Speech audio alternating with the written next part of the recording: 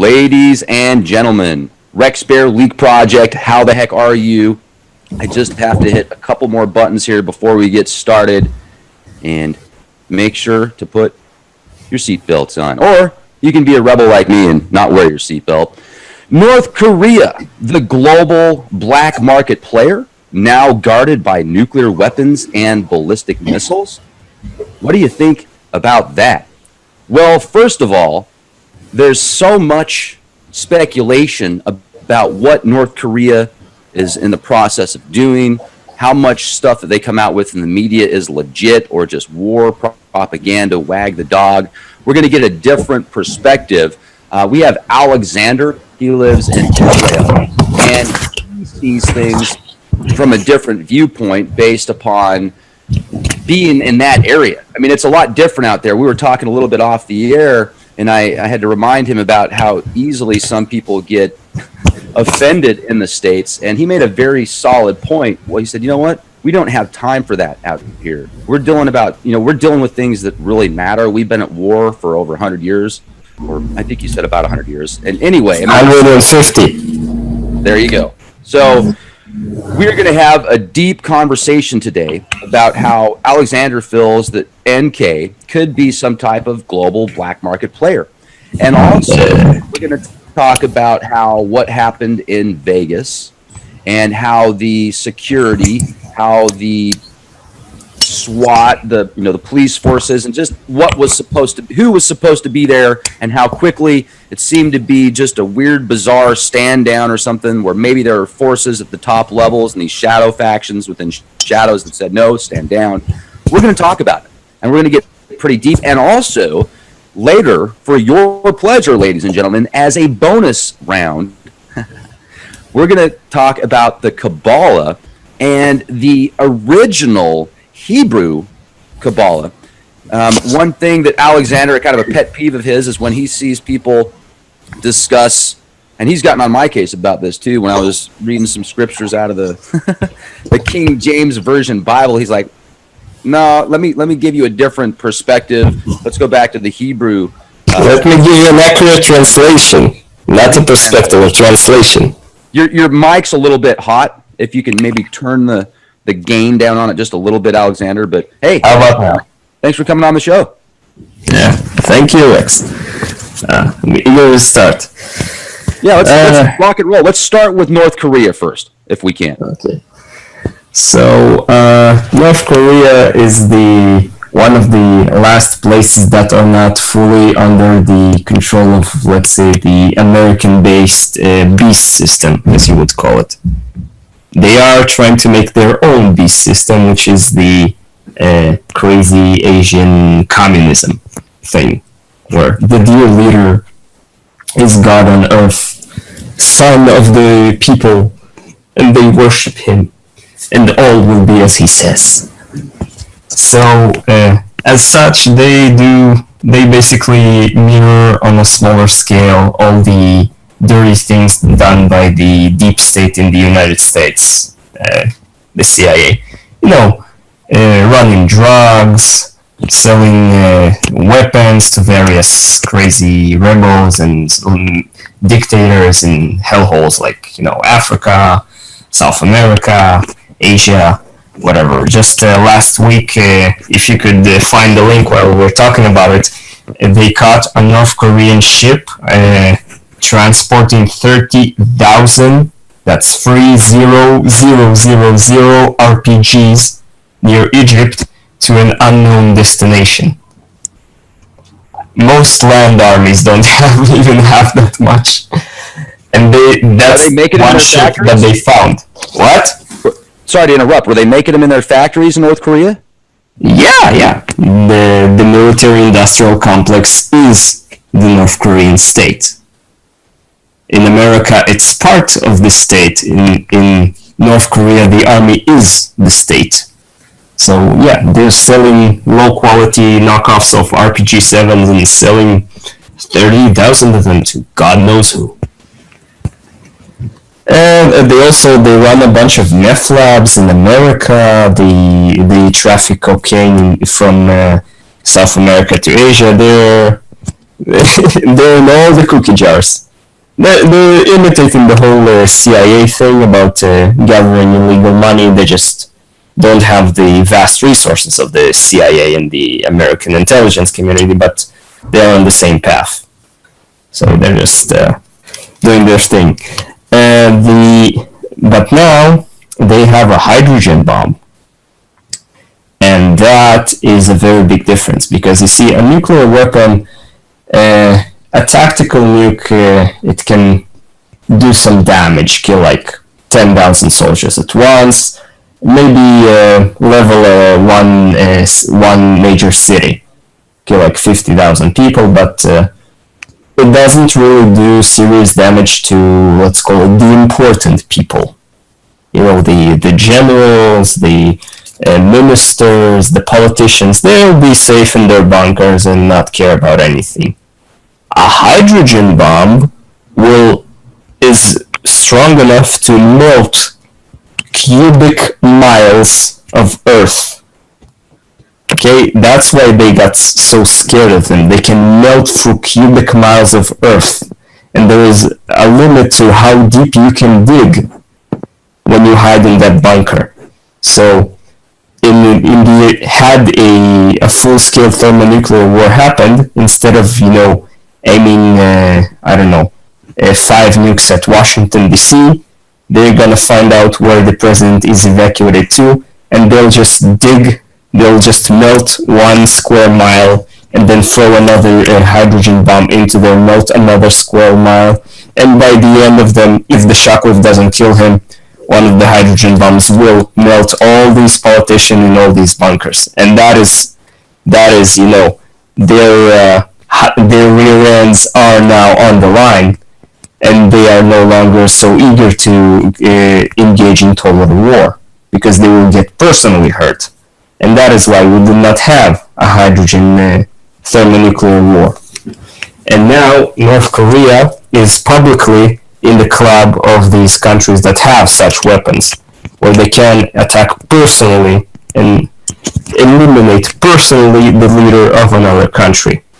And even if they don't have rocket technologies that the United States achieved in, say, 1952, that's their rocket technology level, they have submarines. This thing, while what we've seen on the screens, this stupid picture with the white object, whatever it is, it's obviously fake. Yeah. That's not real? Let me break some news to our less scientific... Unbelievable. I can't believe it. Oh, hold on a second. Let me be serious for just a moment if I can. Because when I first saw this, I was like, there's no way that this is a nuclear missile or a nuclear tip, a nuclear payload. And I even mentioned about how Kim Jong-un would not be touching it, would not be so close to it. But let me ask you this, though. If this isn't real, Alexander, how do we know they even have a real one then? I mean, how do we know if they're showing us fake pictures? They caused a giant earthquake of the size that can only be generated by a hydrogen bomb. Do you think it could have been a shadow faction, though, and just blamed them? Unless the shadow faction smuggled it into the nuclear testing site and somehow detonated without them noticing, no. Okay. It could have been the Chinese providing them with a nuke. It could have been a Chinese nuke. There's no guarantee that they could be using them as a... It could have been the Iranians, for all we know. They have total military cooperations. The Iranians could have smuggled the device, or just smuggled in the plutonium, assembled it in North Korea and tested there without violating the treaty. Could have been also them, because the force of the blast indicates that it did not properly detonate. I mean, it. How do I explain it? It's like when you set wood on fire and you have some ash, black ash that's left after the wood. Sometimes you have a big piece of the wood that stays, and sometimes you have only very fine powder. It's on how well it burns. So the hydrogen bomb did not explode very well. It should have been, I read estimates about 2 or 3 megatons. Instead, it ended up being like 200 kilotons. So let's call it 65% effectiveness. But by the next time, they will get something more powerful, and it means that it was really hydrogen. It was not what you call a boosted fission. So it wasn't like a super-powered conventional nuke. It was a hydrogen bomb. And like I said, it means they can dig through rock all the way to the presidential bunker. And that makes them a serious player.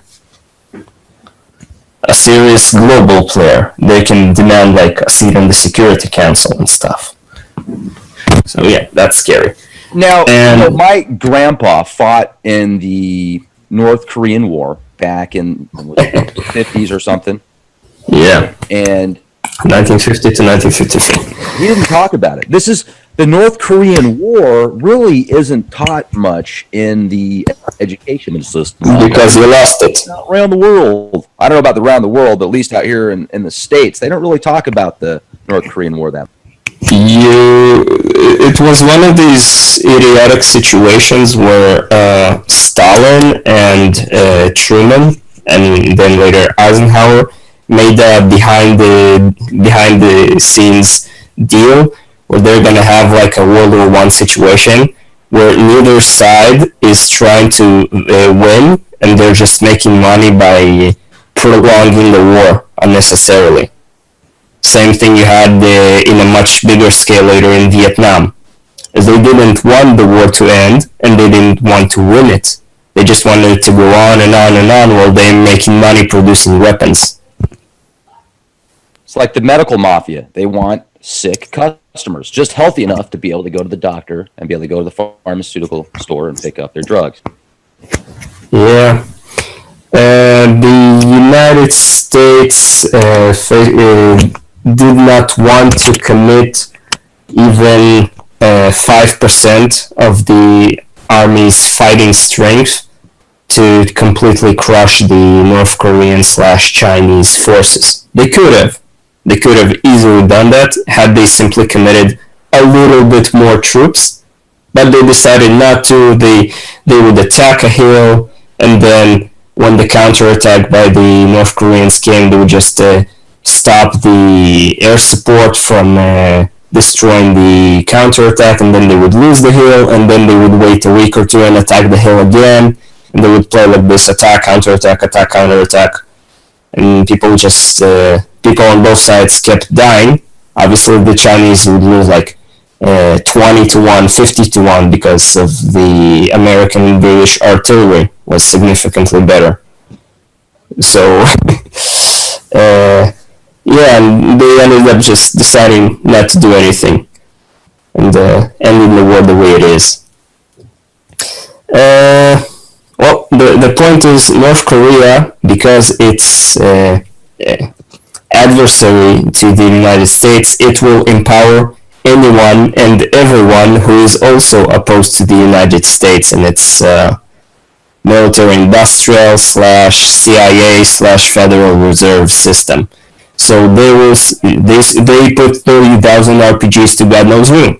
They can just as easily send short-range ballistic missiles to the Mexican drug cartels, or I don't know, sell precision-guided anti-tank missiles to FARC, or the Taliban, or all these American supply convoys. They can barely handle IEDs. Imagine what happens when the Taliban get high-precision, long-range guided anti-tank weapons. You would see casualty figures like 200 Americans killed in a single week for months until they withdraw. Now that they feel confident enough, they can start pulling things like that. And that is a scary reality that could, or that may or may not force the United States to react. But the plans are definitely being made, and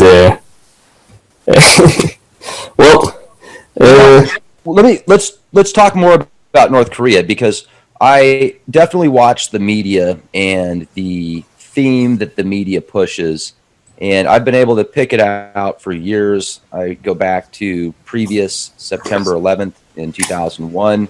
The American brain drain, zombified, mind control media was pushing this narrative as you got Osama bin Laden and Saddam Hussein as these two major threats. So immediately, the overall majority of the American people thought that after September 11th, immediately after, they thought it was Saddam and Osama. So they push these narratives, and they're doing that right now with North Korea. They're turning it up. They're heating it up. They got so hot that they were even projecting so much in Hollywood, in on the TV shows and the movies. You'll see predictive programming where future events happen in these movies. And there's a TV show, you should watch it. It's quite, I don't know if you'd like it. It's called American Gods, where it's very good show where it kind of portrays how many of these gods would require blood sacrifice, blood rituals. And there's a scene where North Korea, the Mr. Globalized Market tells Odin, this old god, this older god, he says, you can have your name known, and what we're going to do is we're going to put your name on this missile that we're going to launch into North Korea, and 25 million people for you, Odin. What do you think? Let us do this for you. And he's like, nah, I don't think so. But when you see stuff like that, and the narrative, and every week, every day, there's a new headline out. They've been doing this for years, but they've been ramping it up. It's a reference to Thor's hammer's secret weapon system. It's the satellites with the tungsten rods they drop from space. Do you think they did that with China? When China kept messing with the value of their currency? No. China is too valuable a trading partner to risk. They plan to have the war with China in about 5 or 6 years when they finish building their aircraft carriers. So you can put that one on ice. Yeah, and then the reference with Odin is, I think you even did a show. You have these secret military satellites where they have like pieces of metal, like rods that they can drop from space, and it has the same power of a small tactical nuclear weapon. That's completely sterile. Yeah, so that was the reference with the whole satellite named Odin. That's about Thor's hammer. Nice. That's interesting. I'm glad you picked up on that. That's wow. Yeah. The reference was made for people like me. So let's get into this then. Let's talk more about North Korea. You think, are we going in there? Are we annihilating that nation? Are they going to hit the locations that they threatened to back in 2013, where they had the map on the background? They showed that they were hitting California, LA, I think New York, Houston area. No. You see, in America, you have this silly approach where there's these people, and hi, Alexander, if you could. You have this approach for a couple of decades where there are these oppressed people living under the wrong regime, and we're gonna come and we're gonna bomb, and then after we bomb and kill half their country, we're gonna put in the right regime, and once they have democracy and capitalism, they will be happy and they will like us. And somehow, not a single time that you try that, starting from the Mexican-American War 150 years ago, to the Philippines, to Vietnam, to Korea, to, in modern times, Iraq and Afghanistan, every time you try to do democracy and nation building, it always fails, laughably. Yet, every time they can convince the American public that if we just give democracy a chance in this place, they will love us.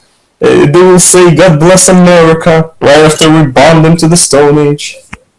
So, yeah, and in North Korea it's the same. Oh, they're an oppressed people under an evil dictator. And if we just remove the dictator and his 5 million government employees, everybody will like us.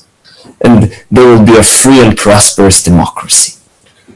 Yeah, it doesn't work like that. So North Korea sort of armed itself with a hydrogen bomb to make sure that even if you have 10,000 missiles, they still have 5 that they can launch off a submarine. Or why launch? Just roll one in the deck of a submarine right into the Los Angeles harbor, blow it up, and cause a huge tsunami. And then make the plan public, and then the United States wouldn't dare to mess with them. And they made it public in 2013 that, see, if you go back to 2013, before they supposedly had this hydrogen bomb, they did show the California coast. There were several key areas. I think it was LA or San Francisco, somewhere around there. Now, here's another thing that's interesting. With the submarines that they have, that would be probably... Okay, let me go back a moment. In the mid 80s or early 80s, there was a satellite program that would actually pick up on radioactive isotopes on land surfaces to be able to track where nukes go. Now, this was told to me by somebody I work with. It was made in the 60s. They had that in the 60s, both the Soviets and the Americans, yeah. Okay, well, I know somebody that was actually working on the program in the 80s, and he was telling me about how they had these satellites that would pick up these isotopes, so it was very difficult to move nuclear weapons without them being tracked. So my question is, don't you think that they will be able to track these things before they get into a situation where they could hit the States? Or the higher up? How do I put it? It's like with all the what do you call them? The people at the airport security that touch you with gloves in America. With all their fancy scanning equipment and all their groping and sexual harassment, people still smuggle drugs through the airport after all these scans. So if all these scans can't catch drug runners, there is no guarantee that these satellites will catch nukes. And even if they do, there is no guarantee that they can catch all of them, and fast enough. So all these electronics are, in the end, it's a gamble. So nobody can guarantee with 100% that the North Koreans can't smuggle a nuke into the United States. Nobody can guarantee that, and that is why nobody will mess with them anymore. They will start projecting power plays. You're gonna see the North Korean mafia expanding its operations, starting to local drug gangs and all sorts. They already have something, but on a small scale.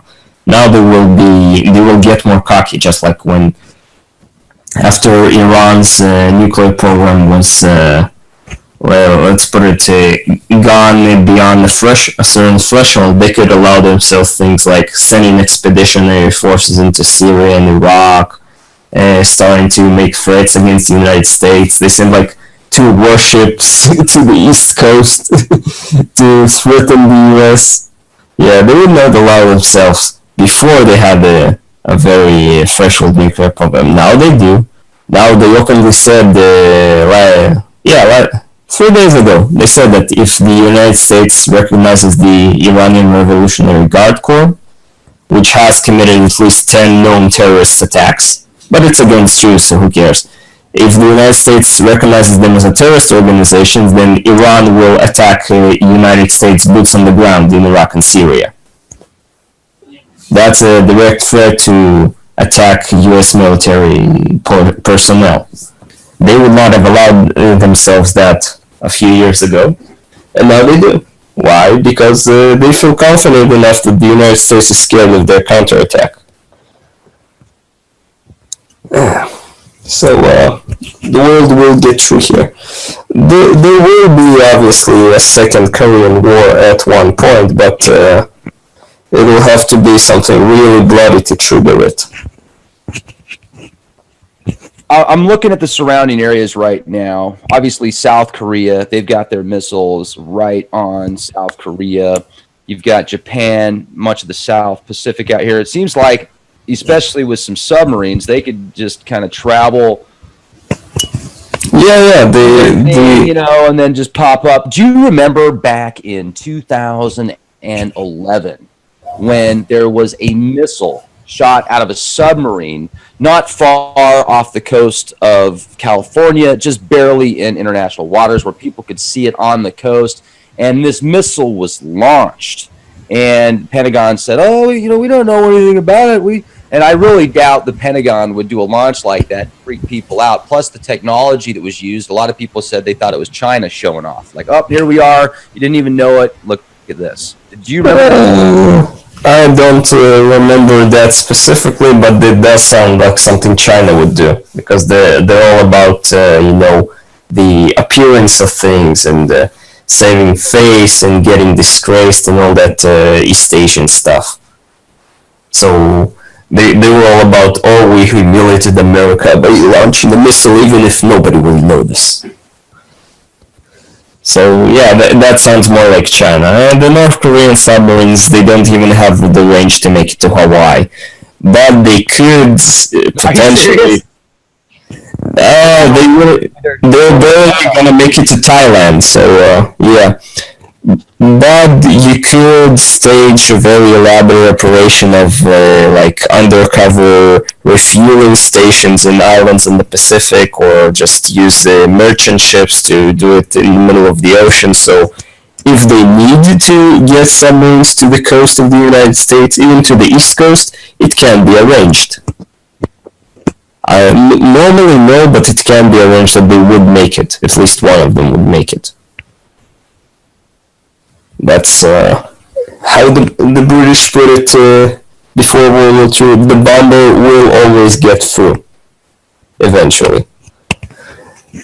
Well, I don't have much to say about North Korea. Their army is pathetic, completely outdated. If it goes into a conventional field war, like trying to invade South Korea, the U.S. Army, the regular U.S. Army will, even if outnumbered 10-1, will easily annihilate them in a matter of weeks. But that's what they want. They want the United States to invade them so they can wage endless guerrilla warfare, ambushes, sniper attacks, IEDs, and unlike the lightly armed Taliban, they have precision-guided missiles. They have vast, unbelievable stockpiles of weapons. They're not gonna, shoot a few bullets towards the American FOB. They're gonna shoot 500 mortar rounds in 10 minutes and kill everybody in it. So, yeah, they have been preparing for a United States invasion for decades, and that's why it's unlikely to happen. But if China does get involved into some sort of aggressive maneuver, maybe the whole disputed islands thing, who knows? I told you I heard on a radio show, it was in 2009, about people who make like mathematical models to predict what will happen decades in the future. And in 2009, they said that by the early 2020s, China would be powerful enough to take on the United States, and a conflict is more than 80% likely to occur, because both sides will actually have something to gain if they win. Unlike the Cold War, where nobody will actually gain something, in a war between the United States and China, China could gain, because they do have the manpower, even after a major conflict with the United States. If they emerge victorious, even if it's a minor victory, they can overtake the Federal Reserve System as the new world hegemon. I hear a lot in recent years. It's part of the liberal cowardice that spreads in the United States, where Americans are saying, we are not the world's policemen. Well, I have a very simple newsflash for you. If America is not the world's policeman, somebody else will be. Just like in the Middle East, with all the Obama withdrawals, and even Donald Trump withdrawing now, the police.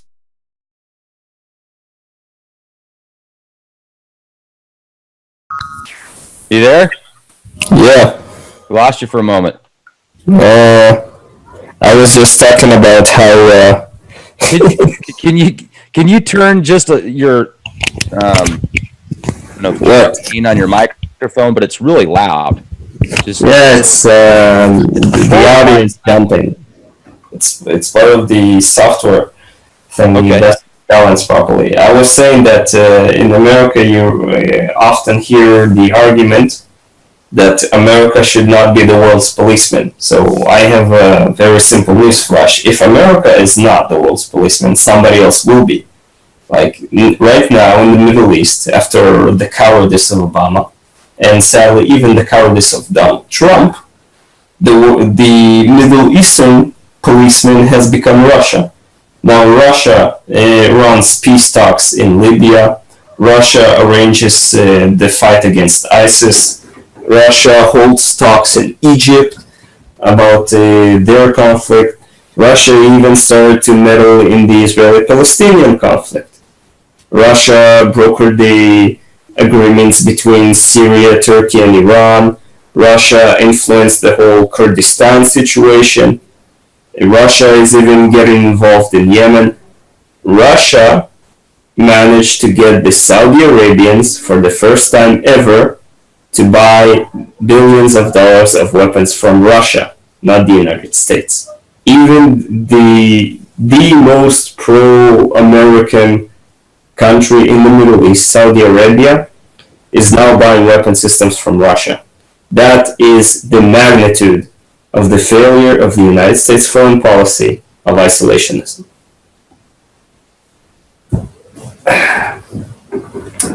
So in North Korea, it's gonna be the same thing. Now, South Korea and Japan are pretty strong, but once you start deciding that you're not the policeman of the Far East, they will also start drifting towards Russia, towards China. There needs to be a world policeman. If it ain't you, it's gonna be somebody else, and you ain't gonna like it.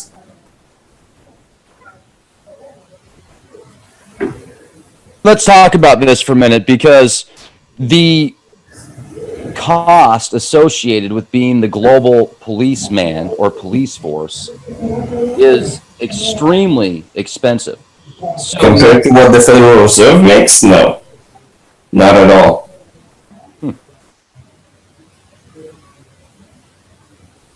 Let's talk about that then. So you think that it's just totally affordable, and with the situation of like right here in the States, there's plenty of things that we could take care of here first. Do you think that we should still be pumping out all that foreign aid playing national? I think it is profitable for the people who control the United States globalist Federal Reserve Bank.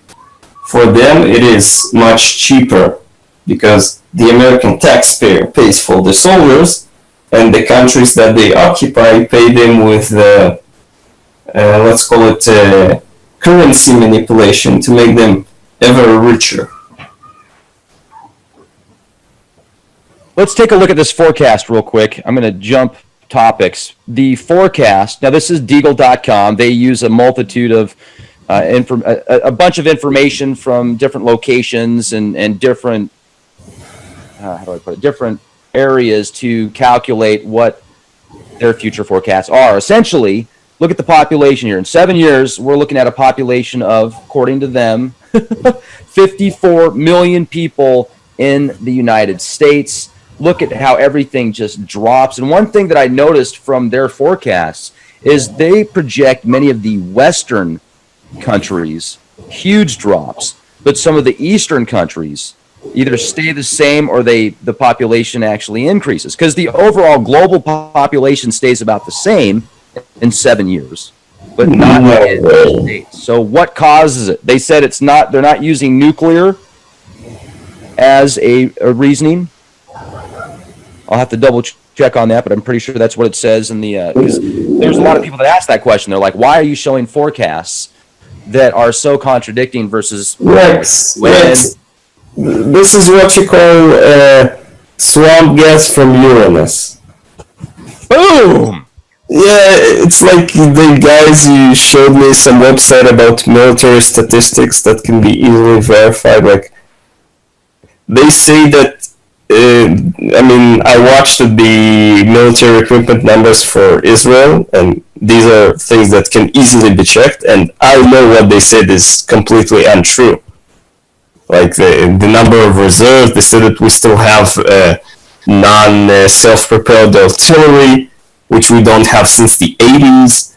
So these numbers are either made up or they are trying to push some sort of agenda. It's like Al Gore telling that by 2013 all the polar ice caps will melt. Just because somebody says something doesn't make it true. Or it's like that website where he showed me where the most powerful navy in the world is the North Korean with all their old submarines. Oh yeah, they're so powerful. They can almost make it to Thailand without refueling. But the ratings. They're gonna get you. Yeah. Oh.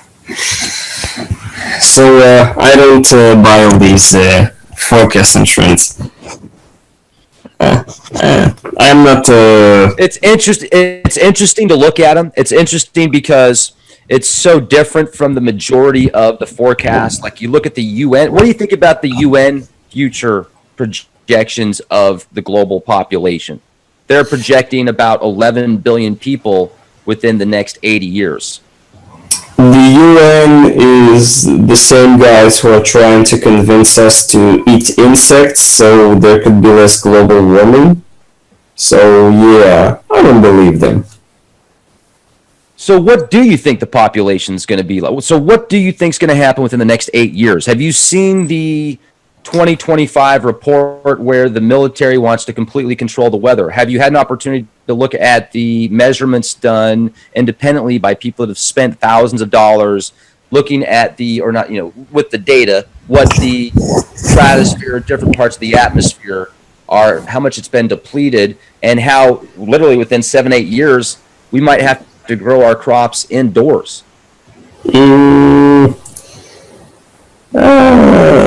How do I put it? We have the technology to fix these sort of problems very quickly if the desire for it arises. People do not realize just how much terraforming we can already do. The hurricanes you've seen in the recent months, they were artificially created, and they could have been artificially stopped within a single day had the proper people given the proper order. And it seems that they have not.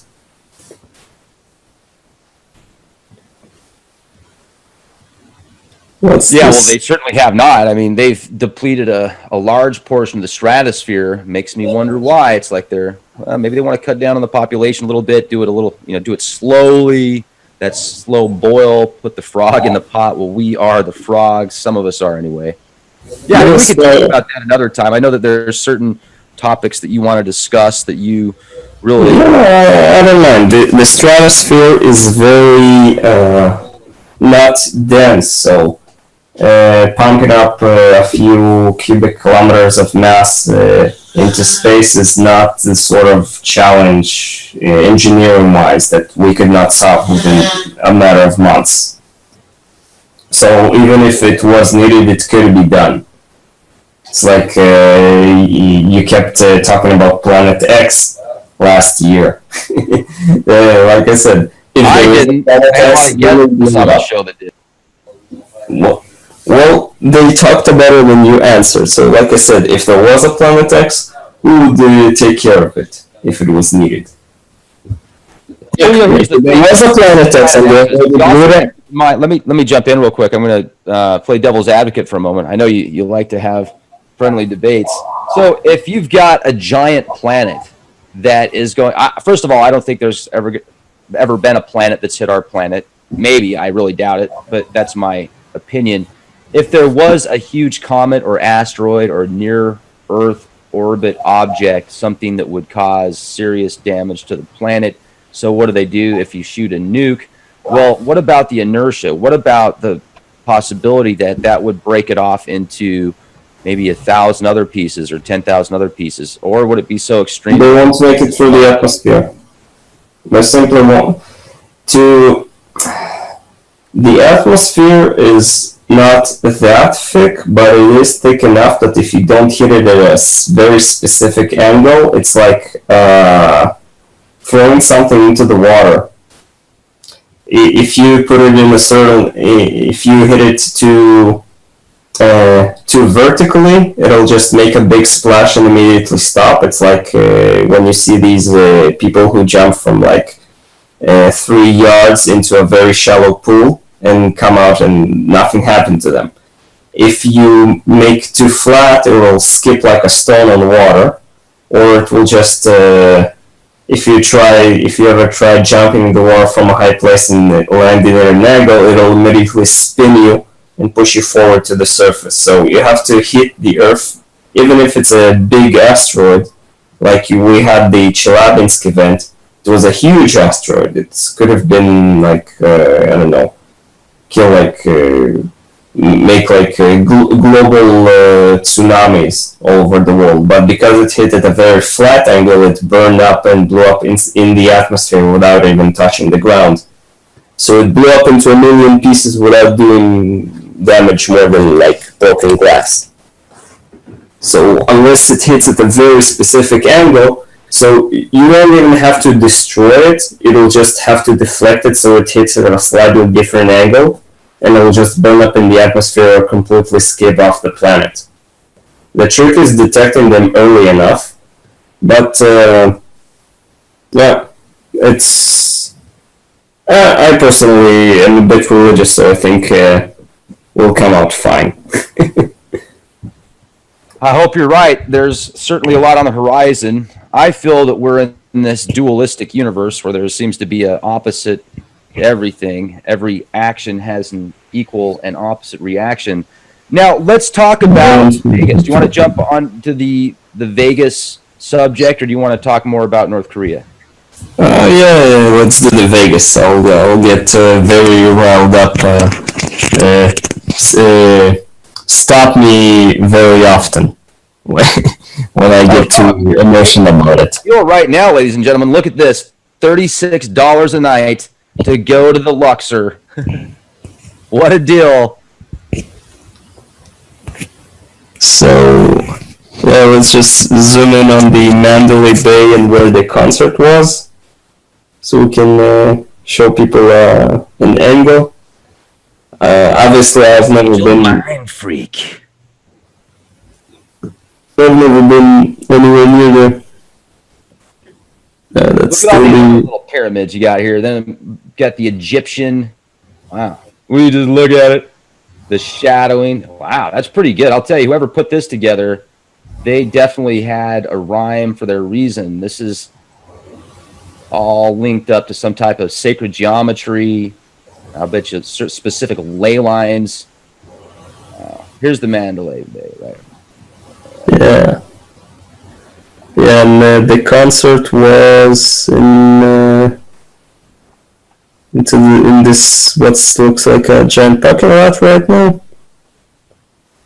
I'm not exactly sure. I remember that there was right next to the concert a giant storage of fuel tanks or something. People try to. No, I remember seeing pictures like where the concert was right next to it, like 100 yards away. There was a giant storage tank for aviation fuel or something, and the original plan of the shooters was to blow up the fuel and then make a getaway under the explosion. So that sounds stupid enough to be planned by jihadis, because unless this thing is almost completely empty, it wouldn't explode. It would burn. It would burn for days, but it will not cause an explosion. Thinking that it would cause an explosion is the sort of stupid thinking that you get in cheap action movies and jihadi terrorists. Yeah, let's link up these gas cans and light them on fire and there will be a big explosion. Yeah, that wouldn't happen. To explode you need hot gas, and if you have a liquid it doesn't magically turn into hot gas in an instant to cause an explosive shockwave. So that was what immediately made me think about ISIS. But the big issue is the stand down. Now, we're talking about Las Vegas, and we're talking about the casino area. In the Las Vegas casino area, correct me, maybe I'm, I don't know, getting a bit too emotional or insane. The Las Vegas casino area is the sort of place where you have people with armed bodyguards, right? I don't gamble in Vegas. You'd have to ask. No, I would assume that there would be several people within a mile from that region in these casinos that have armed bodyguards. You have millions upon millions of dollars in cash, so you have downstairs vaults with heavily armed people defending them. You have various people who move money around. They are also armed and armored. They will have, I bet, I don't know, my house that within half a mile from where the shooter was, there was at that point at least one bulletproof vehicle that could have been used to just, I don't know, either distract or push a force towards him. So within a 5-minute running distance from the shooter, there would have been, at the very, very, very least, at least 20 people with the training and the assault rifles to take him on and stop him in literally 5 minutes. Now, remind me again, how long was he able to shoot from his... They were allegedly able to shoot from this window uninterrupted? I've heard reports from 15 minutes to over an hour. Okay, so at the very, very, very least, in the entire Mandalay Bay Hotel, there would be at least one security guard with a pistol. Am I correct to assume that? Sure. I mean, I don't know in America, in places like this, do you have armed security at the entrance? Or just... I've only been to Vegas a couple times. It's been years, but realistically, I'm sure they've got a ton of security. I'm sure there's a ton of firepower there. Concealed, etc. So you'd be silly to think that there wasn't. Vegas, was founded on some pretty powerful mafia families that if you went in there and you messed with the wrong families, if you were cheating at the gambling tables, they would see it in an instant. So to think that they would miss out on somebody bringing in 30 or 40 guns into it just... No, that's a separate issue. We'll get to it. Information. We'll get to that issue later. I'm talking about in a world that is after 9/11. Do you really believe that a place the size of the Mandalay Bay doesn't have what's called a QRF?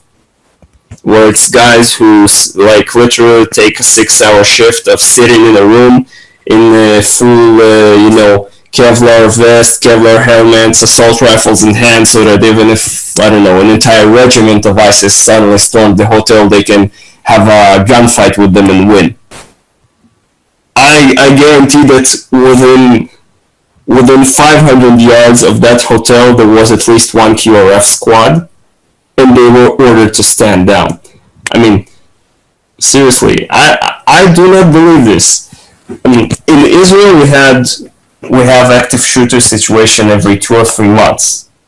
Within literally 2 minutes, you're gonna have people like, I don't know, bar owners, off-duty police, soldiers on vacation. They would form into groups of 4 or 5 people and just start going house to house, room by room, until they find the terrorist and shoot him. More often than not, even if it's somebody with a pistol, after he fires his first rounds, as soon as they start to reload, people are gonna jump him. Terrorist active shooter events in Israel end within literally 5 minutes. 5 minutes, that's max. They usually, when they see the crowd starting to chase them as they reload the magazine, they just run off into some sort in one of the alleyways or try to get into a house or an apartment and try to hide there. And they are found. And they are found very, very quickly. And they're stopped with bullets.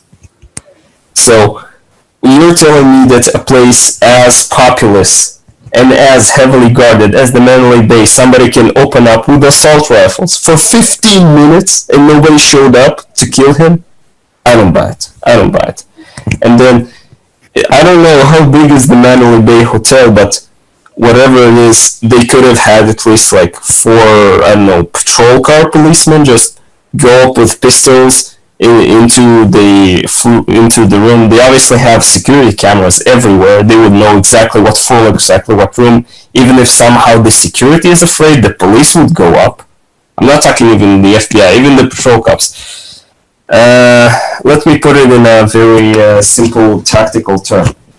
Once you have an armed person or group attacking an unarmed person or group, the armed people, they choose what happens. They dictate the action.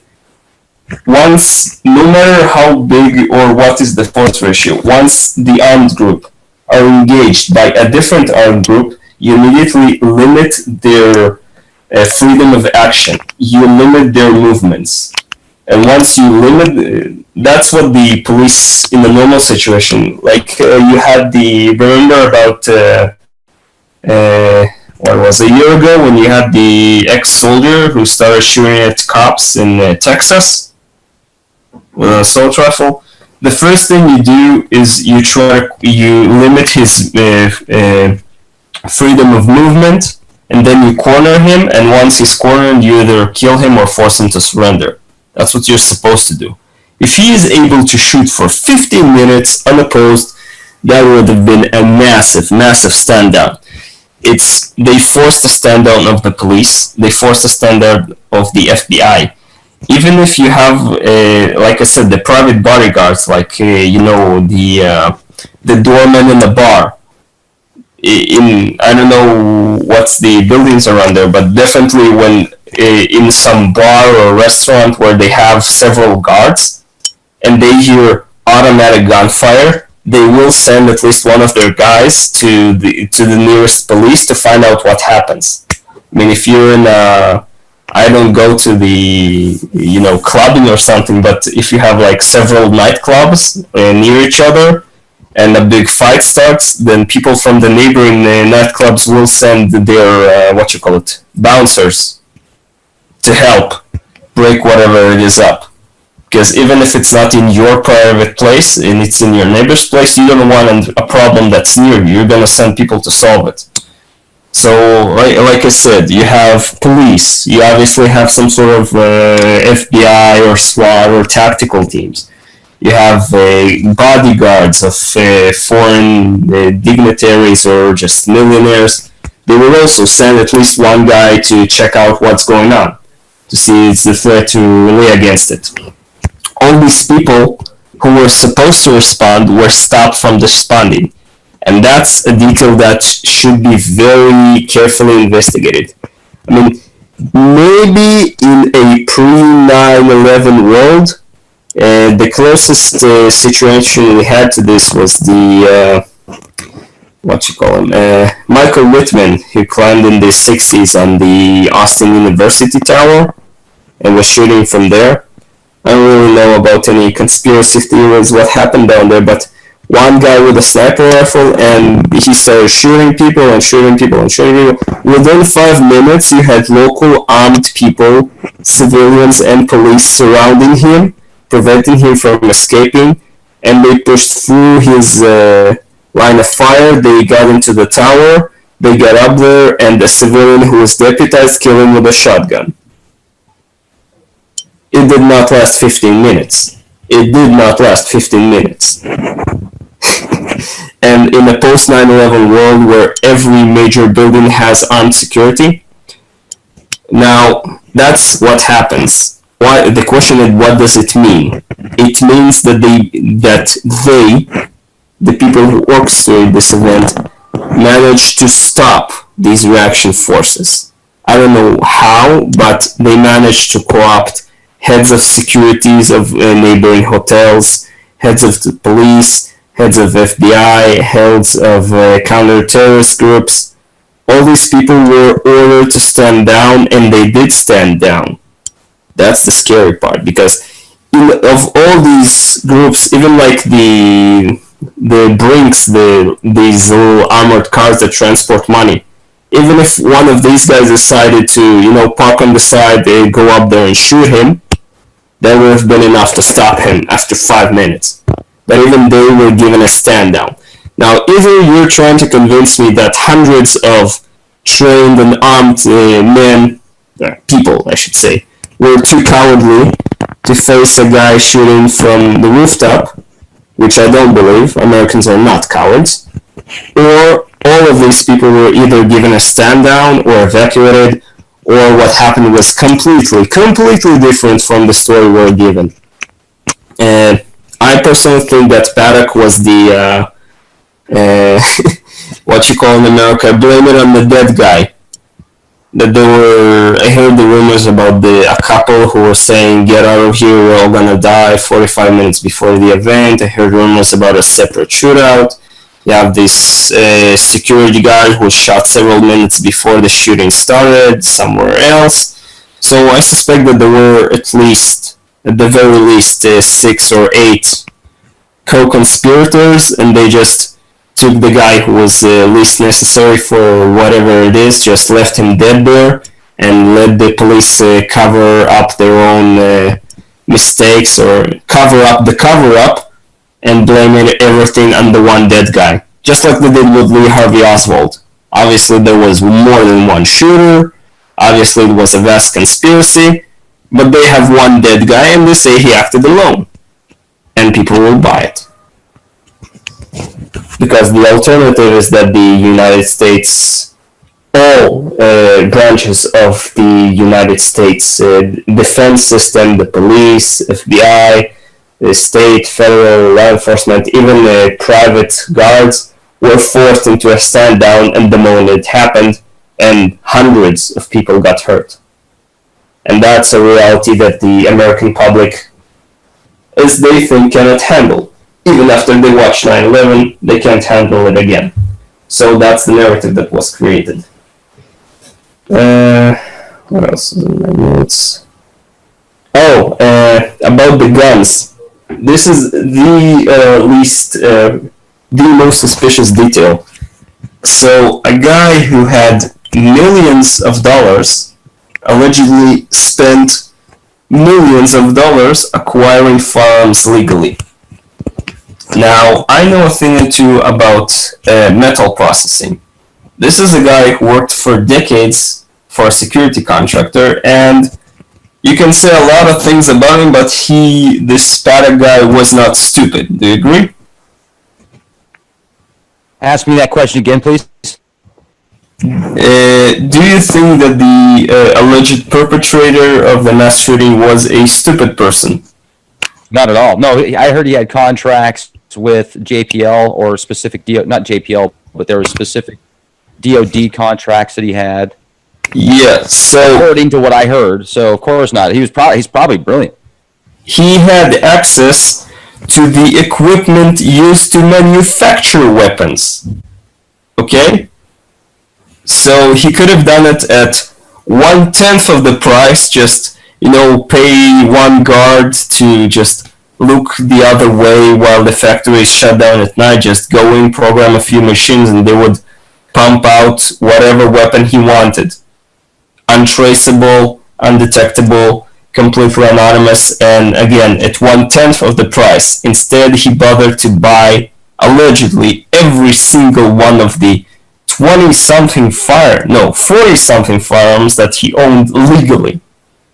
And that is very suspicious. If he bought every single one of them legally, either that's a story we're being told to convince us that legally owned guns are dangerous, or they were planned to be used in some sort of legal case.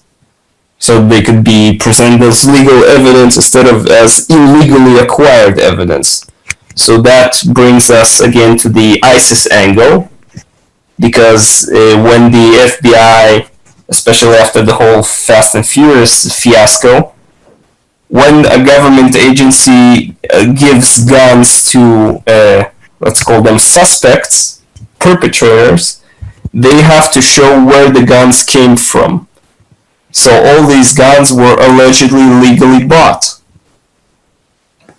So that again brings us to the theory that he was working for some sort of government agency trying to make a frame up. I mean, all these ISIS attacks, the San Bernardino, the Pulse nightclub, you always find out that they were all watched by the federal authorities, and they had some sort of handler and some sort of connection, and the government knew about it, but was ordered to stand down until they made the attack. So this was probably, I personally suspect, that there was some sort of, it was like, what you call it, a double agent, or a plant where he was trying to become part of an ISIS cell, and he brought them the guns, and they were planning something sort of more major, where like attacks more of the style that you see in Iraq, where they just go into the street and start shooting people, and something went bad in that hotel room, and they decided that they killed him first, and then they tried to cover it up, well, we have 20 guns, and we already shot one guy, might as well shoot a bunch of more people. Hey, there's a crowd outside. Ooh, look at these fuel tanks. In the movies, the gasoline explodes when you shoot it, so let's just lay down fire on them. And when that didn't explode, well, let's just shoot the crowd. And they fired, and the whole, I heard about cameras, I heard about leaving explosives downstairs. That sounds like IEDs. They would, in the more high-level Al-Qaeda attacks that you've seen about 10-15 years ago in Saudi Arabia and stuff, where the terrorists would actually get away. They would pack in the car like little pipe bombs and small IEDs they could leave, so they could, when they have the car chase or something, they would just go around the corner, leave a bomb, keep driving, and when the car chasing them, they would blow it up so they can get away. And sometimes they did, but not for long. But yeah, so this was some sort of high-level. This was supposed to be some sort of high-level attack, but the police ended up with only one guy dead that they can admit to, at least. And so they said that this one guy did the whole thing. I haven't seen anybody do this, but with all the videos that you can have, the speed of sound is relatively slow, and the audio synchronization is good enough that you could spend about 10 to 12 hours on mathematics, but if you give several videos happening at the same time, and you have an accurate timestamp, like to the 10th of a second, you can calculate within about 4 or 5 inches where the gunfire originated from. I haven't seen anybody do that, but it should be easy enough to do with 10th grade mathematics. And the speed of sound is fixed. If you have the accurate temperature and the humidity, it's a desert, so no humidity. If you have the accurate temperature of the event and you have an accurate timestamp, you can calculate exactly from which window each individual shot was fired from. Especially when you have the echo, you can even compare it and get to within literally 5 inches. Even if it was from 500 yards away, you can get within 5 inches where the gun was fired from. Let me add to that real quick, and then please continue. This is great. DARPA even has been discussing a technology that they started working on years ago that can track gunshots from anywhere in the country. It's deployed in Iraq. They had it was a bucket-sized thing where if a sniper shoots at them, it paints his exact position with a laser. They had that in Iraq in 2005. They have this. It's old news. It's really old news. Since 2005, they have the software. It can literally take the same software, copy it into the however many cell phone videos. It will give you the exact same result within several inches. They point the exact window the gunfire was coming from. But since I have not heard anybody do this, and I haven't even seen videos on YouTube uploaded, I suspect somebody's getting censored. Somebody's building a narrative, as they always do.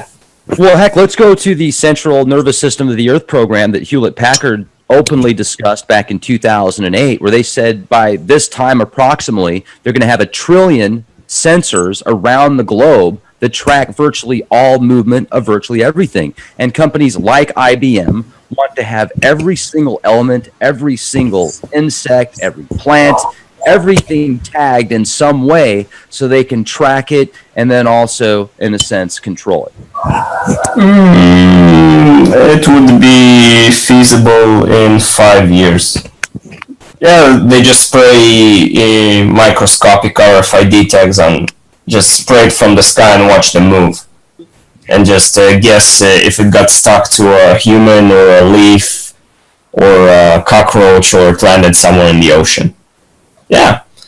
5 years, they don't have yet the computing power to handle that much information and not enough GPS satellites, but 5 years from now, with the quantum computing, they will.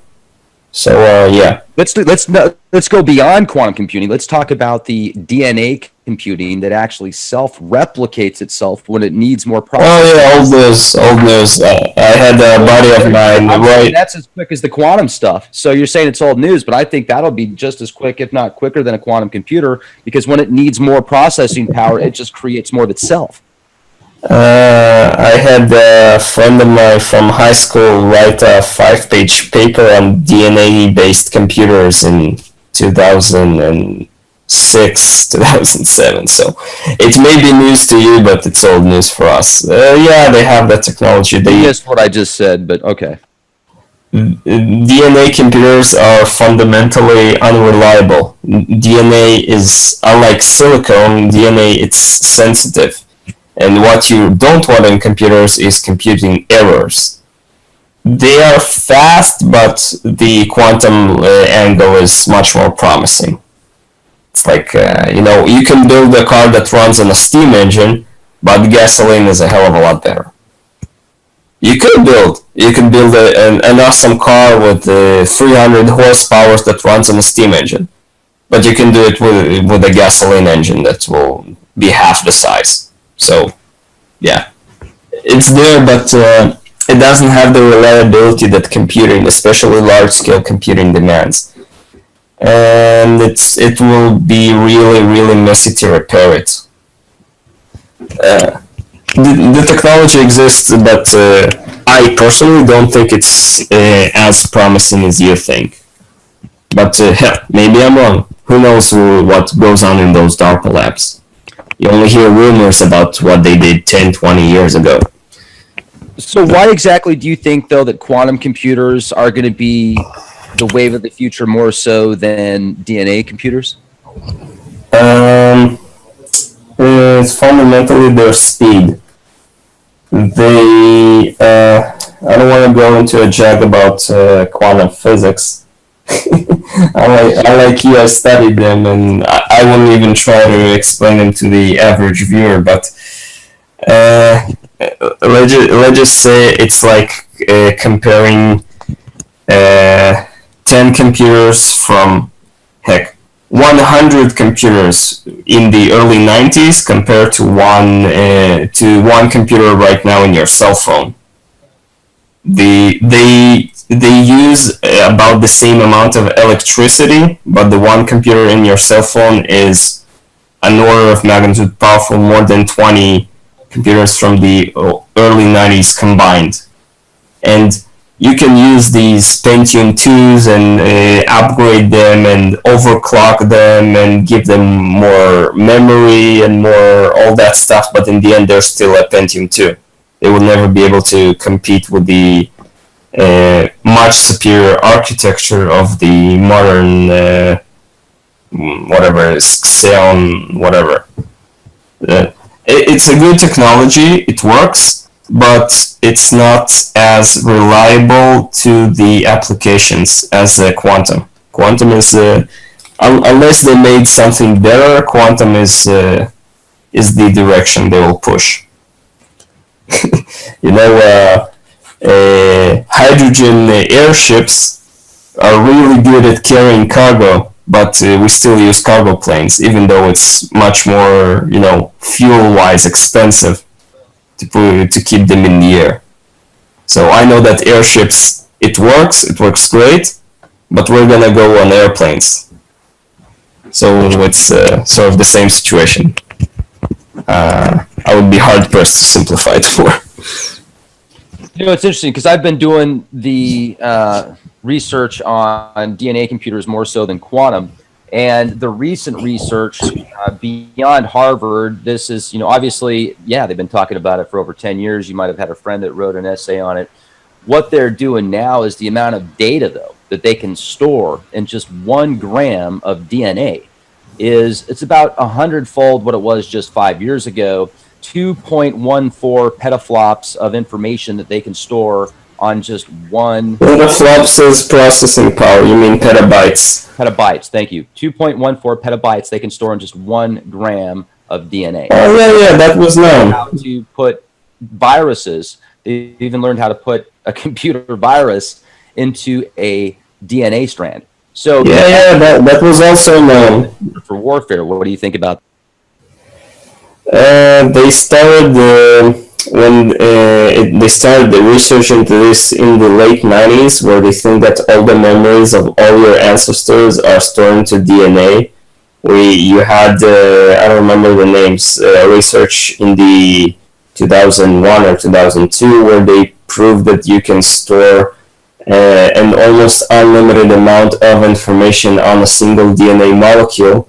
And the research that you're talking about is from 2006, 2007. They already have these practical applications. Actually, the article I'm referring to, though, that amount of information is from 2017. So they just... No, they had that in 2007. They published this in 2017 like it's news. Look, people, I want to remind everybody, cloning of humans is publicly available technology since the early 90s. Immaculate conception via in vivo fertilization is normal today. We are in the future. We are in the 21st century. No, not everybody has tuned into that. We are in the future. We just don't get told about it every day. We can walk on water. We can fly. We can get to Mars if we have the money. It's all already there. Quantum computing, computer-to-brain interface, the matrix. We have all that. We just don't have access to it as the simple, poor people. It's all out there. It's all out there for years. Okay, here's the article I was referring to, ladies and gentlemen. This one is from 2017. This is from phys.org. It's actually even more storage than I said. You can read all about it, but this talks about what they actually put on this specific DNA code. With about 1 gram of DNA, the amount of, here we go, 215 petabytes of data on a single gram of DNA. Now, that is 100 times more than methods published by the pioneering researchers George Church at Harvard and Nick Goldman and Ewan Burney at the European Bioinformatics Institutes. So, ladies and gentlemen, this article, the information that I was referring to, I was off on a couple of the numbers. This is 100 times greater than I said. Look at that. We just look at it. 215 petabytes of data on 1 gram. And guess what else is really cool about this technology, in my opinion, which I think could be the wave of the future, in my opinion? If you have DNA that can self-replicate, what's next? That's like gray goo that could literally self-replicate, creating new biological code to actually come up with its own medium, its own source, its own hardware. It could create its own hardware to be faster. It could, in itself, create its own quantum computers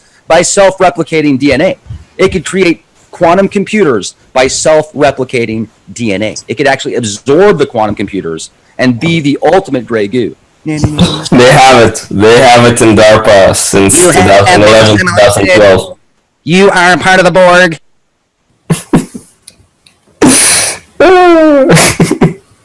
Oh, it's so entertaining. DARPA poured $500 million into it, and they did make something that worked with a relatively good degree of reliability. They have it for at least 5 years in working condition. But the simple people you didn't get the email about it. Oh, they tell you like in 2017, oh, it's big news. Oh, Google Glass is so fancy. We made them in the early 90s, and now 15 years later, we'll let you have them for a few years. And then we're gonna stop selling them to you because you peasants are unworthy of our great and magical technology. They have so much stuff. Again, if they release all this technology, people would simply not believe.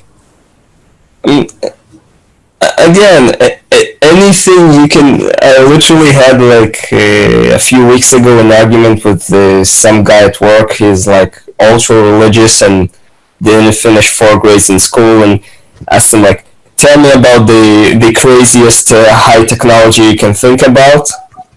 And he's like, humans plugging into the Matrix. I pull up an article from Drudge Report about the DARPA putting experimental chips into soldiers' brains to alter traumatic memories. And somebody else said human-animal hybrids. I pull up stuff from the late 90s.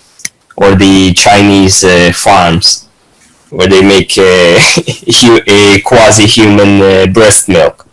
And then some guy said something else. I immediately pull up a Google. Somebody something else.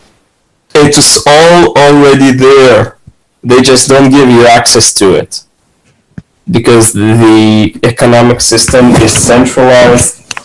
It's like the wizards in the pharaoh's pyramid are building this giant perfect pyramid, while the people who building it don't even understand the concept of 3 quarters. They did not invent the wheel. The people who were building the pyramids with an accuracy that would be unmatched by modern concrete structures did not have the wheel, but they managed to build something this accurate. Or it's the aliens did it, who knows. So, who's the aliens? It's the breakaway civilization, the secret societies, the hidden technologies. The same old story. And again, there will be a revolt. And these secret societies, because they're so secretive, once the people who hold the knowledge rule this world, their knowledge might disappear with them. That's what happened in the past, where you have books like, you read the book of Enoch, I remember in a few videos. I've read several books of Enoch. Yeah, so with Enoch up until the 4th or 5th century, anybody read the book of Enoch, and then suddenly it sort of disappeared. And until it was rediscovered in a monastery and then another copy in some village in Ethiopia, nobody could read the book for centuries. Because it was so secretive that people stopped making copies of it and just gone. Same thing with all these Dead Sea Scrolls. Stuff that did not make it into the Bible wars. You had reference that they existed, but nobody actually could read them because there were no copies left, because it was all secret societies and hermetic secret knowledge, and with all the secrecy of this knowledge, it ended up disappearing. I mean, who knows what throughout the Middle Ages, the late classics, how much science was discovered by all sorts of secret societies and never made it to us. Like the whole Einstein relativity theory. Turns out this British Lord Cavendish or something, Major Mason, yeah, he came up with it like 30 years before, but it wasn't known until he died and they discovered his diaries. He just kept it to himself. And for what? How much good the world could have had the technology been available? It's always the same with all these people. Ooh, what's with all the humor on the screen? Hey, so yeah, I'm looking at the comments here in the live chat room, and they're saying that your microphone is way too loud and mine's not nearly loud enough. So let me adjust my side a little bit. Let you guys apologize about that. Thank you for putting up with the sound issues. It seems like every podcast that I do, we've got to have at least one opportunity of no sound for a minute, where you can watch me lip sync for the first 3.5 minutes and then get into the good stuff. Or sometimes I sound like. How's my audio now? Can you hear me now? Yeah, I can hear you. Boom! Okay. Good. Let's go. So now let's get it. I think we've talked enough about Vegas. I think we've talked enough about North Korea. And if you still want to discuss what we talked about earlier, let's talk about maybe the Dead Sea Scrolls, the Kaballah, what the Kaballah really is in layman's terms, and how you feel that maybe calculus should stay calculus, not become public math. I don't know. That's kind of how you put it. But also, I'm thinking we can discuss. I've got the Dead Sea Scrolls right here, and if you want to read the original Hebrew and tell me how close I am, but there's a couple of scrolls that I think are fascinating. Yeah, can you zoom in on the screen? I'm seeing it a little blurry. If you can give it like 150%, I'll be able to read this. Well, okay, yeah. This one's a little bit different. This is just kind of like some eye candy here. But let me go over real quick. Yeah, I can. Yeah. So, let me ask you a question. Have you heard of the scroll? Have you heard of the Dead Sea Scroll, the War of the Messiah?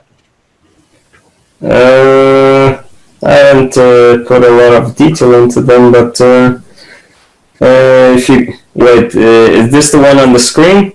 No. Let me, because there's two scrolls in particular that I think are fascinating that I found out of the Dead Sea Scrolls. One is, and there's many Dead Sea Scrolls, ladies and gentlemen, for those of you that aren't exactly sure what that is. It was a multitude of scrolls discovered in Nag Hammadi in a cave in the 40s, and these scrolls have Qumran. The Dead Sea Scrolls are in Qumran. The Nag Hammadi is a different batch. Okay. Well, thank you. The War of the Messiah, right here, the War of the Messiah, and a vision of the Son of God. Those are two scrolls. Yeah, I got mixed up there for a second. Thank you. So these are the two scrolls that are from the Dead Sea Scrolls. The Dead Sea Scrolls. A vision of the Son of God and the War of the Messiah. And thank you for that. It brings up a bunch of Jesus commercials. Maybe the Scroll of War, you mean? It's called the War of the Messiah. It's actually, yeah, here, let me get it real quick. No, there's the Scroll of War. That's another one. That's a different one.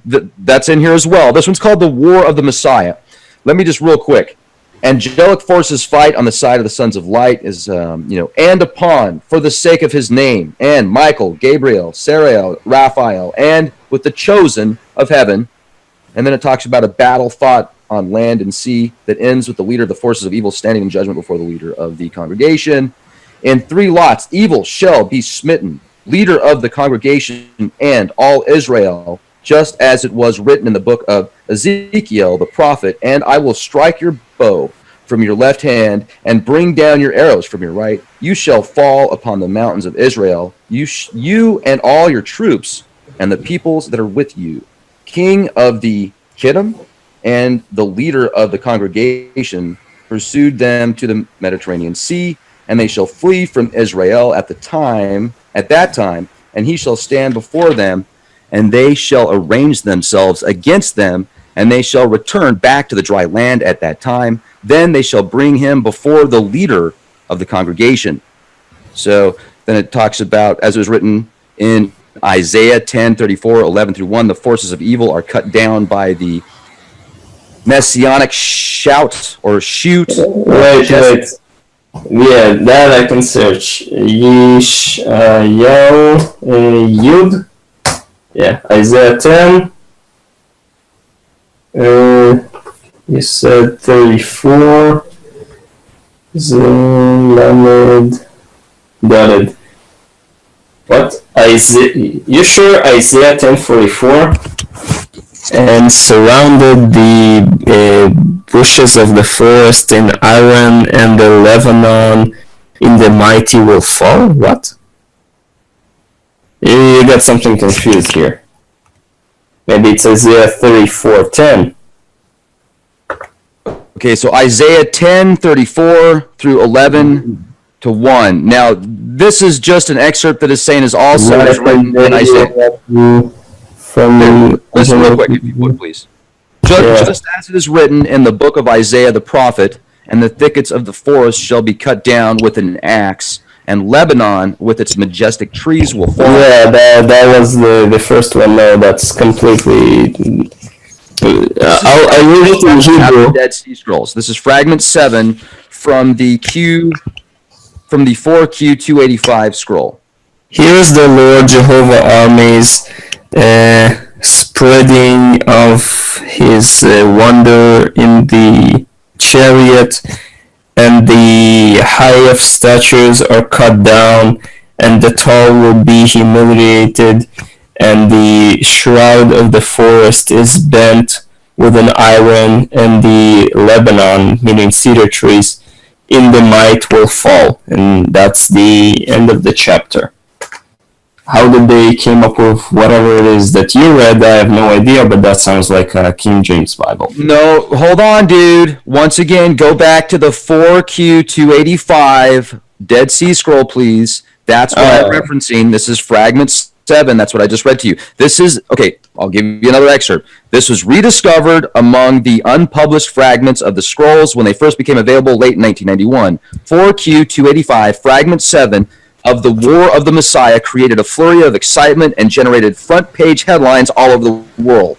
Line 4 of the fragment is ambiguous in the original Hebrew, which is written without vowels. According to the vowels mentally supplied by the Hebrew reader, 1:4 could say either they, the enemy, will put the leader of the congregation to death, or the leader of the congregation will have him, the enemy leader, put to death. The leader of the congregation is a messianic figure known from other Dead Sea Scrolls. See priestly blessings for the last days, text 9, and commentaries on Isaiah, text 21. Thus, following the first option, fragment 7 appeared to be describing the execution of a Messiah, and the obvious parallels of Jesus of Nazareth were drawn. Now, this is from the Dead Sea Scrolls, the newer version, if you want to read it in English, translated by Michael Weiss, Martin Abegg Jr., and Edward Cook. It could have been Bar Kokhba.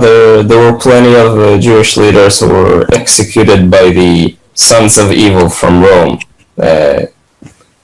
Plenty of Jews got executed back then. So it's just a scroll. I'm just reading a scroll to you. I'm not saying. I believe it. I'm just reading it to you, man. No, their translation from the biblical part. That one. They turned 1, 2, 3, 4, 5, 6, 7, 8 words into 25 words. So, yeah, that's what caught my attention. Now, what about the vision of the Son of God scroll, 4Q 246? Have you read that? I think I even did. Did a bunch of.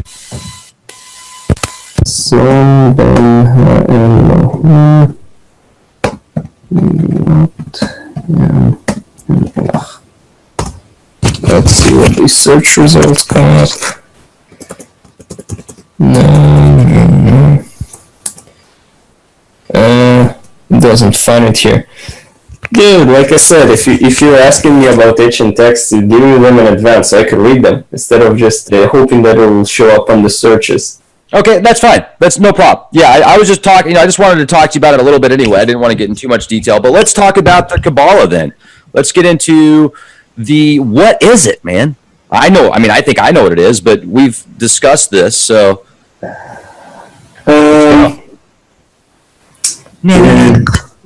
Well, the Jewish people are called the people of the book. They have a lot of books. They have 5 very holy books. That's the first 5 books of the Bible. The 5 points of the pentagram of the Torah, as we call them. You have the slightly less holy books, that are in the what's called the Old Testament, like the one written by David with all the poems, Psalms. You have the one written by Solomon. You have all sorts of these little prophets in there. You have a few written stories like Habakkuk or Ruth, or there's just a scroll that, and they had the dozens, even hundreds of books until you had a famous rabbi who just decided these books go into the Bible and these books do not, and books like, say, the Book of Enoch didn't make the editing floor, as you say, and ended up outside of the Bible. And even though, say, people in the 2nd and 3rd and 4th century, everybody read it, later on it just people stopped making copies of it or kept it secret, and it sort of disappeared, except for a very few examples that were recently uncovered. Allegedly, more likely, the Masons leaked it. But one of these books that went through this situation is what's called the Zohar. Basically, after the Bible was what you call sealed, once you had this bunch of books that were decided they were fixed, Jewish people, what the Jewish religious figures do is they open a text and they start having a debate, start making various interpretations. I explained it a few times ago, where you have the system of the simple, the sermon, like the clear, you have the hint, and then you have the secret. So people literally spent days, months, years just studying and trying to guess that because this word is phrased in this sort of way, it's reference to something out there, or trying to solve questions that and make quotes from here to there. And so you had first you had the Mishnah, which is repetition, where they just take every single verse of the first 5 books of the Bible and start to interpret them. After that, you had the Talmud, which is sadly more famous because of the Babylonian Talmud, where they started going off more into less strictly about the Bible and more about how people should behave according to their. It looks like a forum. It just Rabbi something something wrote something something, or there was a story about Rabbi something something and something something. And after, so you have Bible, Mishnah, and Talmud. And after that, you had the Zohar. One of if not the one biggest knower of the Torah, the Rabbi of Rabbis, is a guy named Rabbi Simon Bar Yochai. He's buried like 10 miles from where I live. He has his own holiday around May, where tens of thousands of people show up at his grave. So he was a very serious religious authority. He wrote a book along the same lines, but he went into far more mystic. He went into like deep secrets.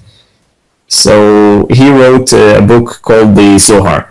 It's basically him and a bunch of his rabbi friends telling stories, and it mixes up stuff like a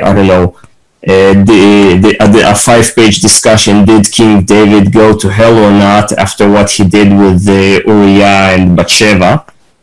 And a page after that, you read something like around 2,000 miles near Mars, there is an invisible spaceship that is powered by 1 million souls, and it travels the sky of the night. Or you have discussions about what heaven looks like and various angels. Or you have like randomly stories, Rabbi this and Rabbi that were walking around and they met a guy on a donkey and they argued about something from the Torah, and he said, wow, you're either an angel or the grandson of that rabbi that we knew 20 years ago. Or so and that's the Zohar. It's about between 2,000 and 3,000 pages, depending on how you edit it. I read only the first. My version has 3,000 pages, and I read 400 out of them. But the book literally starts. This is a book that was written in the 2nd century, and it literally starts by saying that yes, there was a big bang. God took a point of singularity and expanded it into a universe. So maybe I should just lay it on you, all the big answers to the big questions. You ready for it? Oh yeah. Okay. We live in our 3.5-dimensional universe as a matrix, a simulation, as part of the 16-dimensional universe that is God. God is the 16-dimensional universe, and we are, how did he phrase it? God folded the edge of his, a cape to give the entire universe room to exist. Okay. In the 6 days of creation, God knew in advance that humans would sin. Basically, before the first day, before the first light of the first day, God created the upper and lower seven heavens. You have the bottom 7 levels of hell, you have the higher 7 levels of heaven, you have earth between them, and you have a separate dimension of God above it all. That's the secret of, and the Spirit of God hovers over the water, or whatever the King James Bible translated it into. Original sin that you were so obsessed about in Christianity was obliterated by the events of Mount Sinai, so original sin has long ago disappeared, but yet you keep obsessing over it. The angels are a projection of God's will. The people talk about a lot in Revelations, where you have the 4-faced beast. That's reference to the it was a face of bull, eagle, lion, and man. That's a reference to the 4 angels. You have the God's favorite enforcers, Mike, Gabe, Raph, and the 4th one is the angel of death. It's either named Uriel or Ariel or some other variation. What else? Big? Oh, the Nephilim. Yes, God had allowed them to be formed because you talk a lot about dualistic universe. You call it as above, so below. The Bible, it was more simply put, separated the upper waters and the lower waters, or male and female. He created them, or various.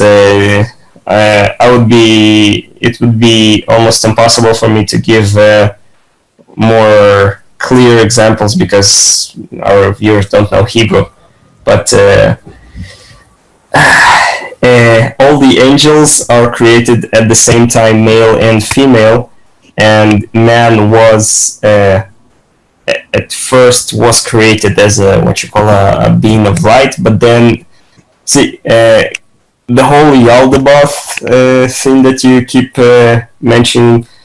God has created the 7 higher realms and 7 lower realms with, let's call them creations, who do nothing except 24/7 worship him and say how God awesome is.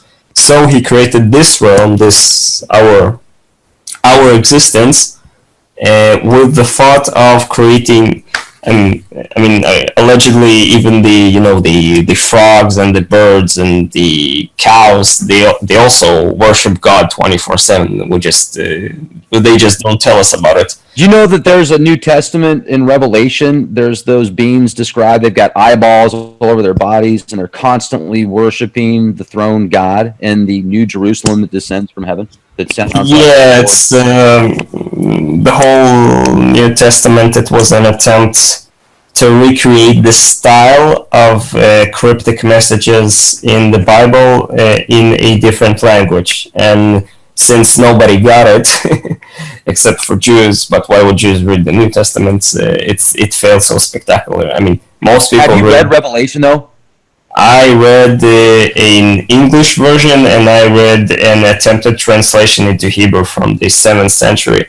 Okay. And I mean, people think that the Antichrist is a person in the same way that think that, say, Abraham was a person or Moses was a person. No, it's a representation of a way of thinking. Like in the Zohar, it even says that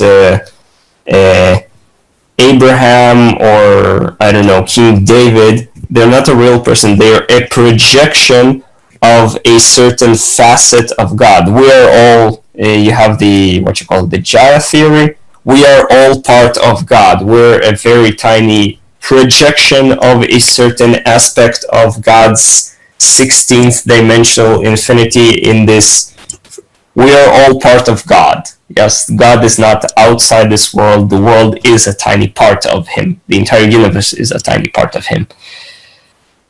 So he was trying to reference that the whole point of life is that you would, despite you having the option of rejecting God, he wants that the select few would choose to embrace God and his laws, despite having the freedom not to do that, and he would allegedly make their life awesome. That's the basic premise of God's crazy plan. And God intentionally wants evil to rule this world so that there would be very few who would choose him instead of the temptations. And because that, to put it bluntly, turns him on. That he would have few people and then he would watch them suffer and get off on the righteous suffering but choosing to stay with God anyway, even though it doesn't make sense, but somehow it does. I'm dropping major blasphemy here. But yeah, that's God's idea. It's like a good reference. Remember who was Gideon in the Bible? Mm-hmm. And I'll just recap it for less Bible-wise. You had, as usual, Israel were worshipping the wrong deities, so God brought in foreign power to occupy them, and then the people of Israel suffered. They asked for somebody to save them, and this guy gathered an army, and he had like thousands of people. And the prophet said, God gave you a message, you have too many soldiers. So Gideon says, like, anybody who is afraid to fight, go home, we don't need you. That's so ridiculous. And then, like, a lot of people left, but there's still a few thousand left. And the prophet says, no, God says too many soldiers. And then he says something else. And then the third time he had them tested were people who he told them to drink from a river, and people who bent to drink from the river, they sort of didn't pass the test, and people who used their hand to pick up water to drink, they passed the test, and out of an army of tens of thousands, he was left with 300.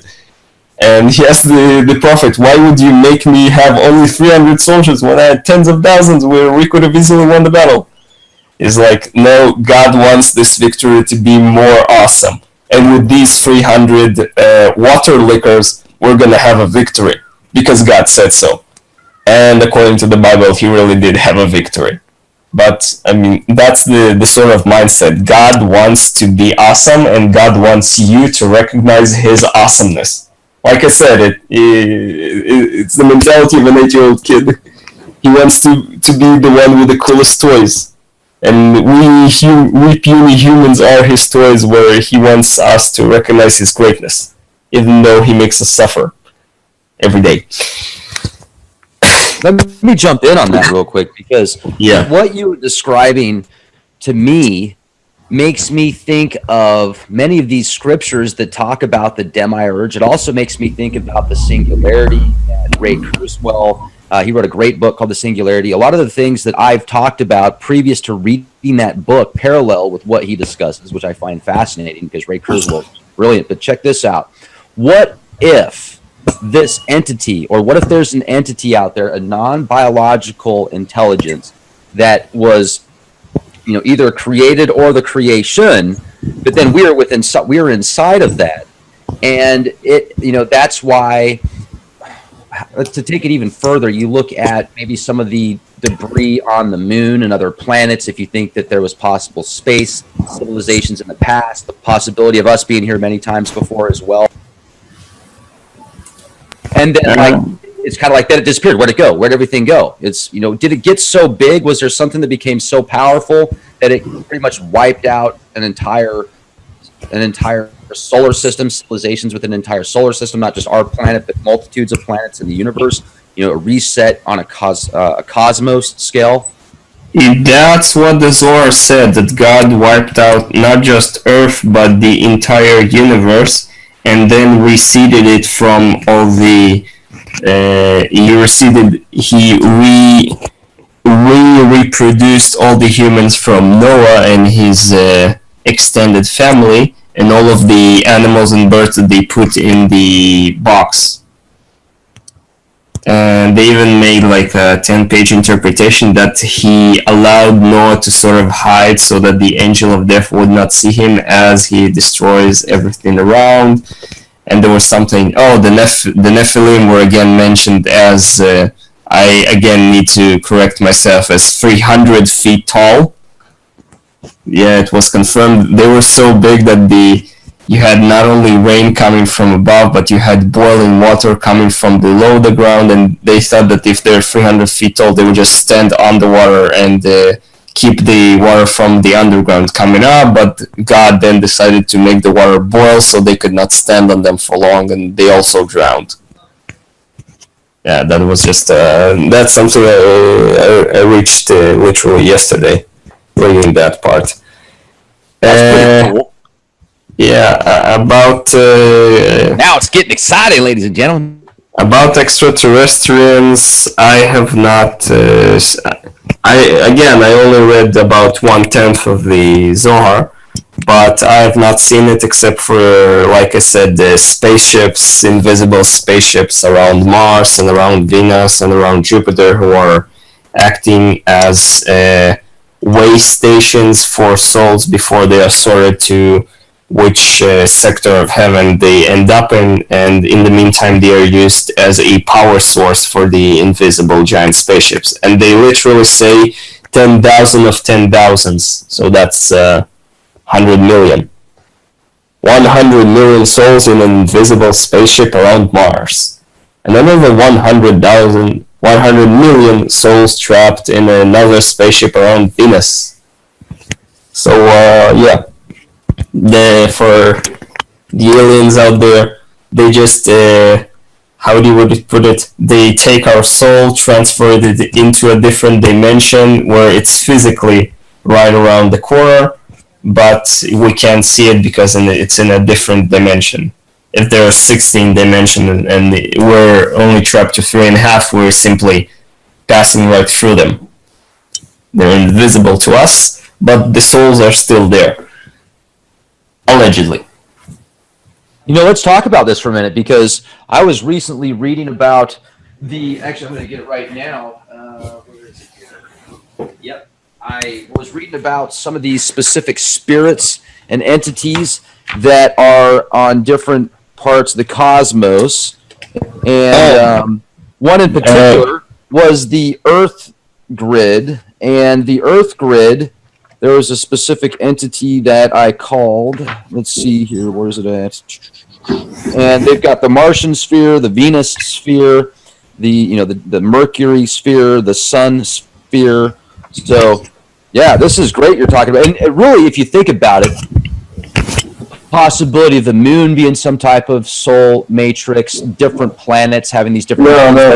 correlates with this NBI that I'm talking about that became so powerful, so fast, so advanced that it just consume, create everything into its most efficient counterpart at the holographic universe theory as well. Every sum is a part of the whole. You could take a little bit of code and create multitudes of code. Therefore, you could create anything out of anything if you get to the quantum level. Like you said, quantum physics.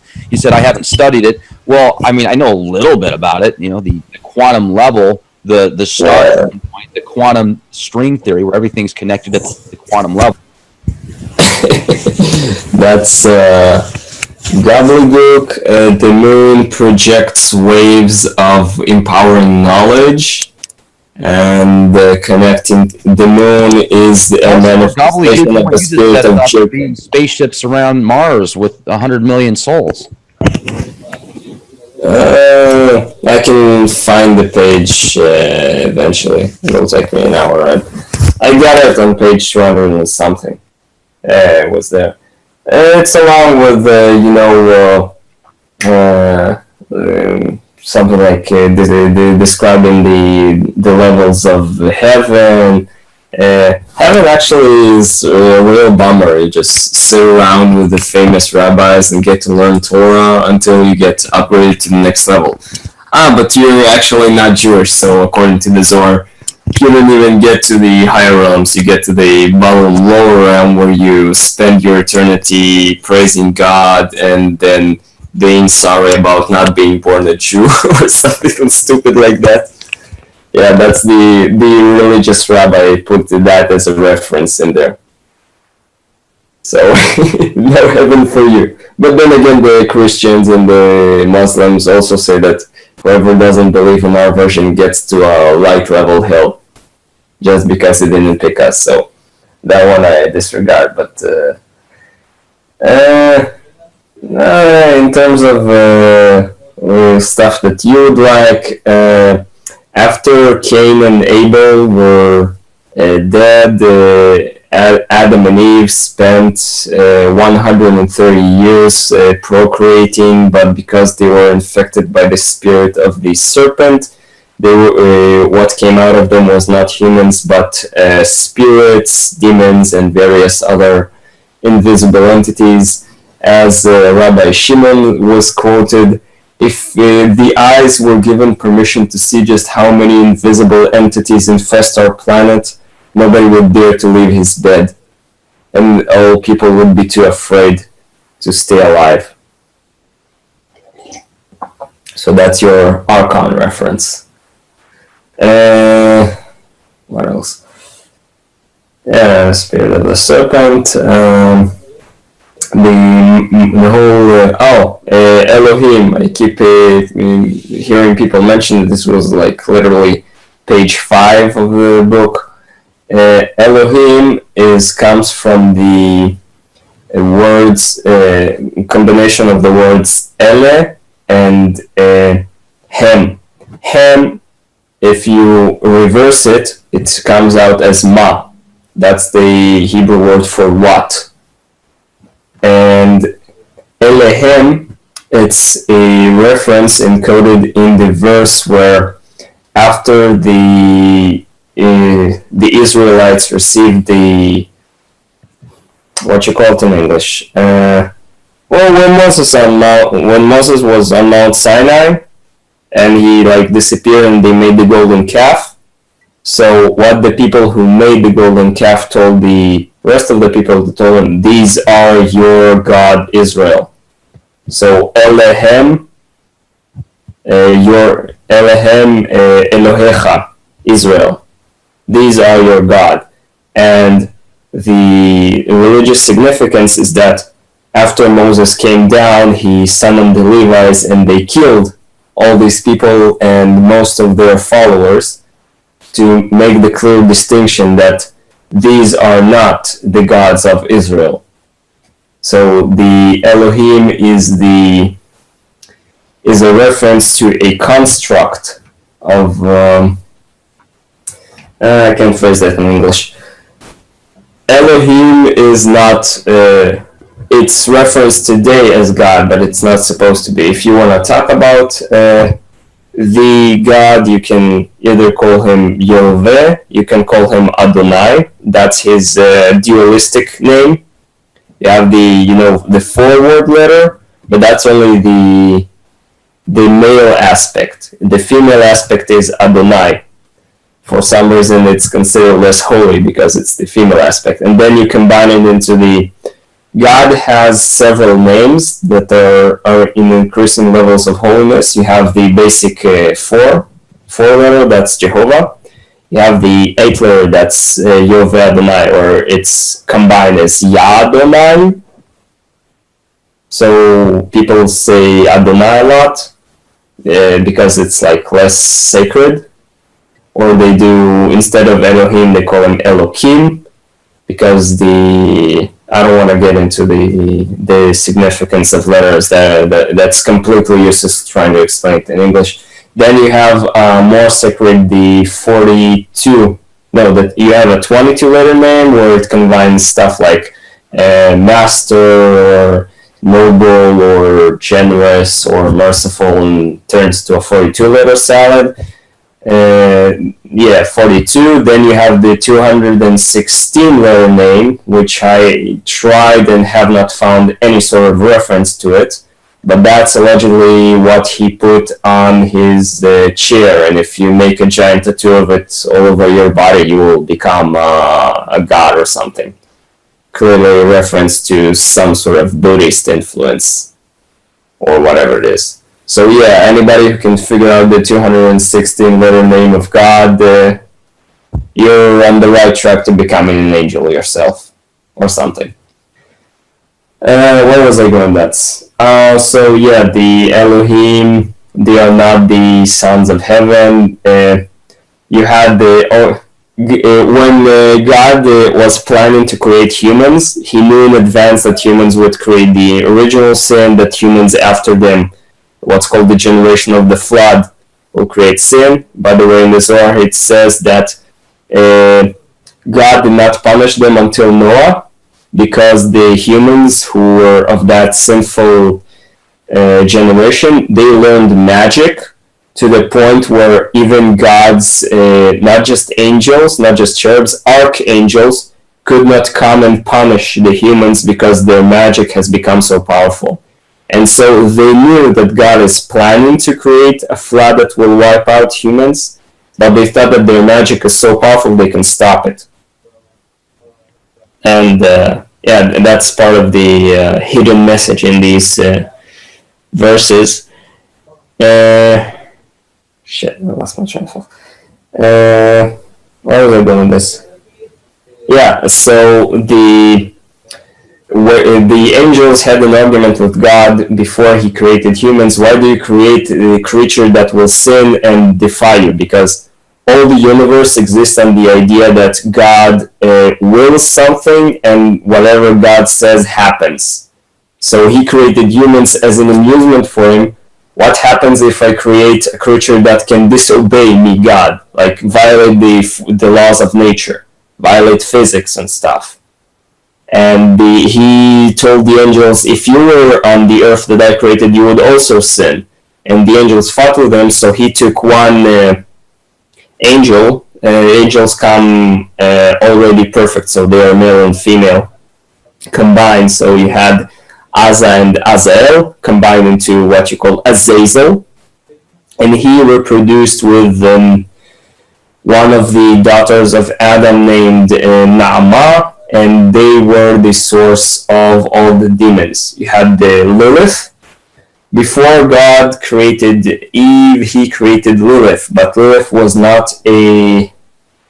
you have like one extra letter in the book of Genesis that it's a hint that Eve, unlike Lilith who came before her, was completed. I mean, the male and female, the dualistic universe, they merged to complete one whole. And Lilith did not become the one whole with Adam, and that's why God eventually removed her and turned all their spawn of Lilith into demons and spirits and whatnot.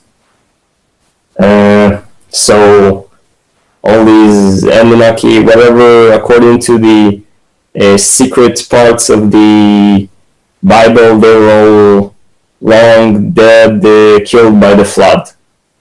They were all killed by the flood, it wiped them out. Original sin of Adam and Eve was wiped out by the Mount Sinai. It was the final destruction of the spirit of the serpent from heaven. The devil is not called Lucifer, it's called Samael. He did plan a revolt. He planned to use the humans because there was, for the first time, a creature who could defy God. He planned to use the humans as a source of power to create an uprising against God, because they were the only ones like him who could say no. The tree of life is hidden knowledge of the Bible, the Torah. The tree of that's the tree of life is the Torah. The tree of knowledge is the ability to defy the Torah. So you have to, like, when you become religious, you have to defy your human nature. The ability God gave you to disobey Him, you have to overcome your desire to disobey God and do the uncomfortable thing of worshiping Him. It sounds stupid, but people believe in it. Oh yes, so Samael convinced Eve, Eve convinced Adam. So yeah, they had the whole. Adam had a secret book of knowledges. He knew all the spells. He got the book directly from God. He inherited it to several generations. Eventually, Enoch, Hanoch got that book, and that's how he was the best of all the humans in learning that book. That's how he became a prophet and an angel, and allegedly took the book with him to the sky or whatever. So, no book for you that tells how to become an angel. Let's talk about the Book of Enoch for a minute again. The version that was done by that rabbi, I think around the 1st century AD, approximately, maybe the 2nd century. What was interesting about that is I liked how he talked about how, God was looking for somebody that he could just really have a good conversation with. I mean, is what it kind of came down to. And Enoch becomes great that he gets converted to angel status, where he gets converted to Metatron. And Metatron, the size of Metatron is enormous. He was absolutely massive. And some people wondered, could Metatron actually be the moon? Now, here's another thing that's interesting as well. I take everything with the grain. No, it's separate. Metatron was made as a minister to angels, and like I noticed to you, which you didn't know, he has he is a male aspect and he has a female aspect called Sandalphon, which is the angel in charge of all those who seek hermetic knowledge. So you should have known about him. All your allegedly Kaballah studying friends should have known about Sandalphon. After all, this is the angel they were supposed to worship if they really were studying Kaballah, but they clearly didn't. Nobody even mentioned him. Yeah. So no, he's not the moon. He's up there. He almost made it to the status of Mike, Gabe, Raph, and Uri. But why don't you talk about how big he got then? Instead of just completely discrediting everything I just said, which, I mean, that makes sense. I just asked a question about the moon. It wasn't like I was absolutely convinced of that. But the status, the size of him, if you read the text, the scripture, he's actually bigger than the moon, bigger than the earth. He's huge. That's because, like I said, the actual world is not 3.5 dimensions. They try to. This is a book created before the mathematics existed. I mean, let's call it the visionary who had the vision of writing the book itself. He saw this. You know what's a tesseract, right? The 4-dimensional cube? Yes. Now, try describing that to a 5-year-old without drawing. try to describe with words what a tesseract spinning around one of its axes looks like to a 5-year-old. You're gonna run out of words very quickly and come down to, you know what, let's just say that it's sort of like a square within a square, but it's spinning. And so that's the same level of description that you see about the size of Metatron. So it's like he's stretching almost into infinity, but he's limited into these sizes of projection and light shining. And clearly they were trying to explain something complicated in words that they could not understand. It's like in the Revelation, you have some verses that try to explain to people from the 2nd century what a helicopter and a tank looks like. So you have I remember something about the wings of a locust in a circle and a giant wheels upon wheels in a chariot, and of a giant lion roaring or something like that. But I at least understood that he was clearly talking about helicopters and tanks, but people back then could not. So that's the problem with this picture. They see something that is too complicated to explain. So either they just mix a few words in, like you see in Enoch, or they try to make it cryptic, like in the first 5 books, and like was tried to do in Revelations. But unless people actually obsess over the very original version and dissecting every single letter of it, they will not reach the hidden meaning. Doing this whole speculation ends up with people thinking that the Antichrist is one person who shows up on the TV and suddenly commands the world. Because they did not understand the reference that it would be an organization stretching to hundreds of years, and he would have many workers and all sorts of, like in all these Mishnah, Talmud, and Zohar, you have entire chapters where they make reference to like 3 words that came from Genesis is a reference to something that Moses said, which is in itself a reference to what David said, which is a reference to something that was written in the book of Habakkuk, and that last word in the book of Habakkuk is something that was actually talked about back in Genesis in a different chapter. And for people who who haven't memorized every single book in the Bible, they'll just not understand what you're talking about. Luckily, I have references for every single word in the interpretation that I'm reading. But if you don't know the stuff on that level of detail, you don't understand what's being talked about. And even to like Jews, I mean, most of the religious Jews really think that the world is 5,700 and something years old.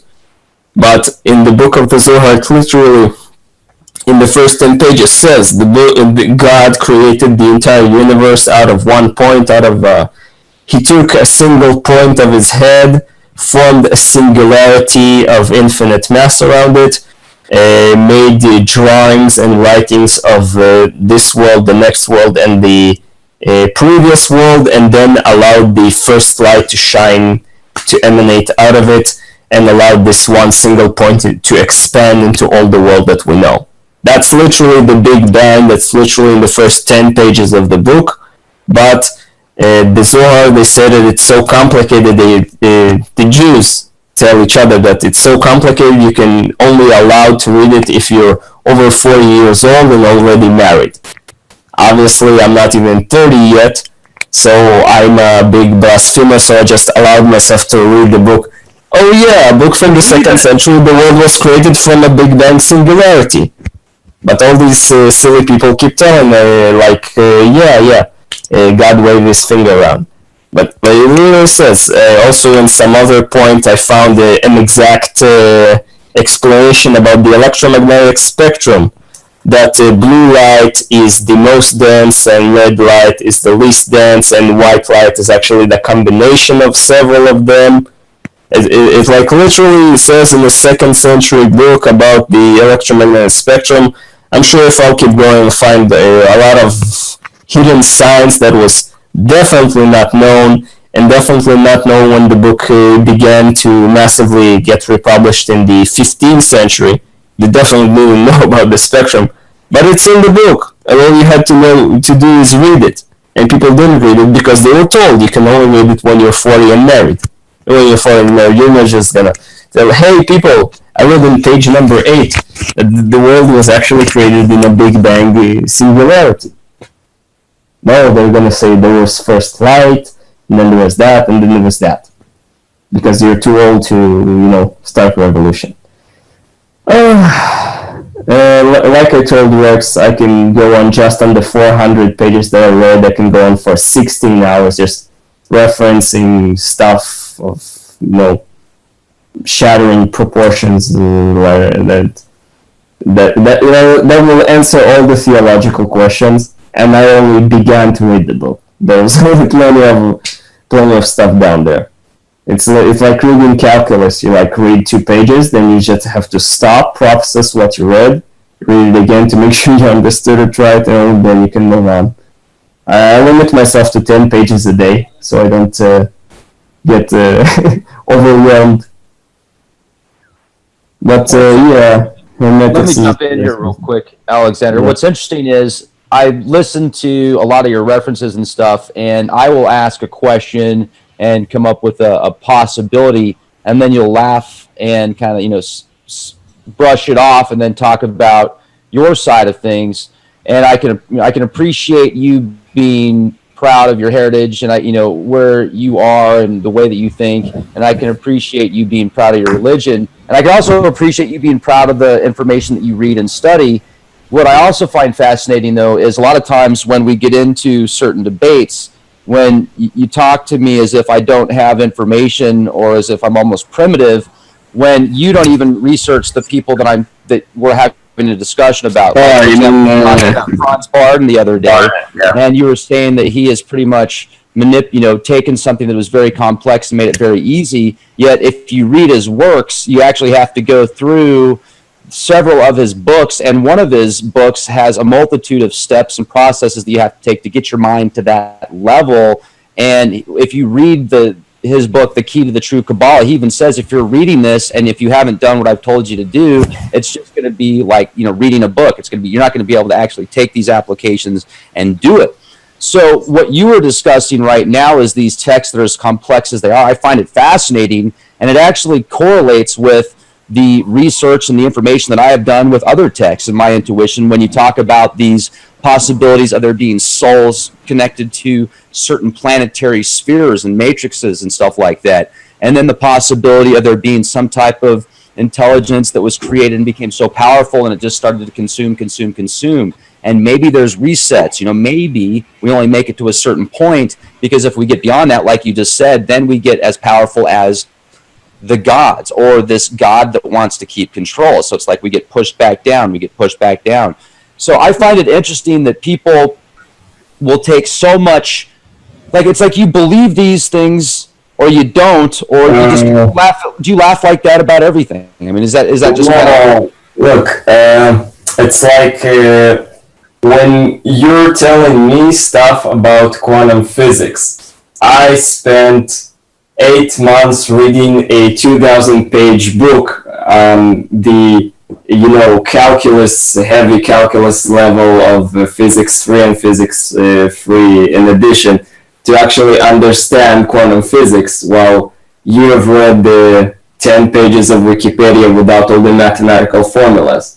Well, that's a wrong reference. First of all, I've read a lot more than 10 pages of a Wikipedia reference on quantum physics. But second of all, when have I ever really debated you about quantum physics? I've never tried to school you on quantum physics. I've said I know a little bit about it, so I just don't understand the connection. When you say something like Metatron is the moon, I remember the 20 pages I wrote there, how the moon is the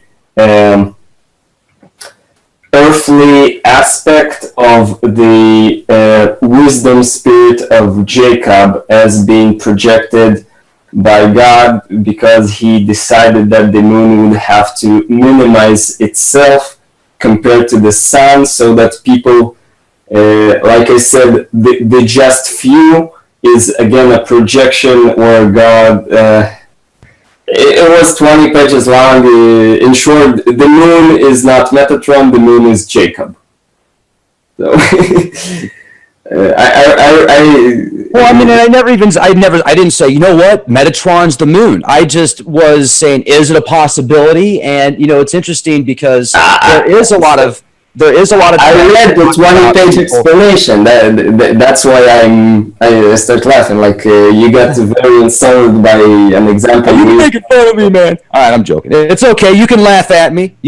People do it all the time. As long as you're here, ladies and gentlemen, please laugh away. You got to have, especially when you do this kind of thing, you got to let it be water off a duck's back. I just feel that sometimes maybe you're not getting the entire point that I'm presenting. You're kind of just, because you're very intelligent. I mean, you're very smart. I bet you're probably in the 170s, but sometimes you seem to lack a little bit of, I don't know, people skills. Work on that a little bit, maybe. I'm just saying. Yeah, I'm too confident about what I know and dismiss what was not presented in a 20-page argument. No, the whole Franz Barton thing, he tried to take a complicated issue and simplify it. And I'm somebody who spent most of his life studying things in the non-simple way. So it's like, what did Einstein discover? E equals mc squared. And what does that mean? Energy is mass times the speed of light. And what does that mean? I don't know, because it's he came up with over 100 theories about how space, time, mass, energy work in this universe, and stuff that he just channeled or divinely inspired, and 90% of them we have proven with experiments, and there are a few which we still have not proven. But taking it down to E equals mc squared is too it's too simplistic. I simply on a philosophical level disagree with the attempted approach of dumbing down things that are supposed to stay complicated. All the Hermetic teachings, transferring them to German, that was a real big hit for me. He probably talks about how you just invest spiritual energy into a certain letter and then take a combination and invest spiritual energy into them, right? Oh no, it's so much further than that. Like I said before when we talked the other day. Well, in this situation, you read the 1,000-page explanation and I did not. And then you don't even let me. When I try and talk, you interrupt me every time. I wish just let me talk for a minute, please, and then I'll let you talk.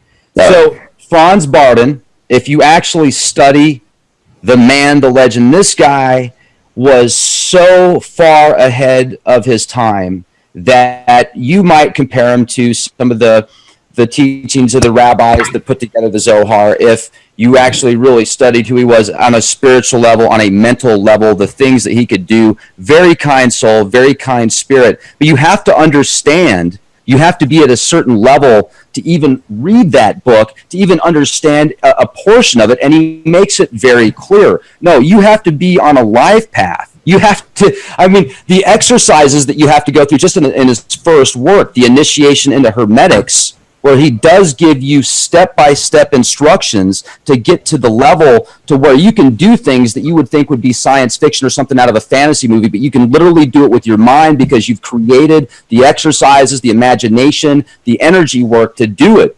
And people have proven it time and time again. You can see video footage of people walking across hot coals or doing things that just normal people can't do.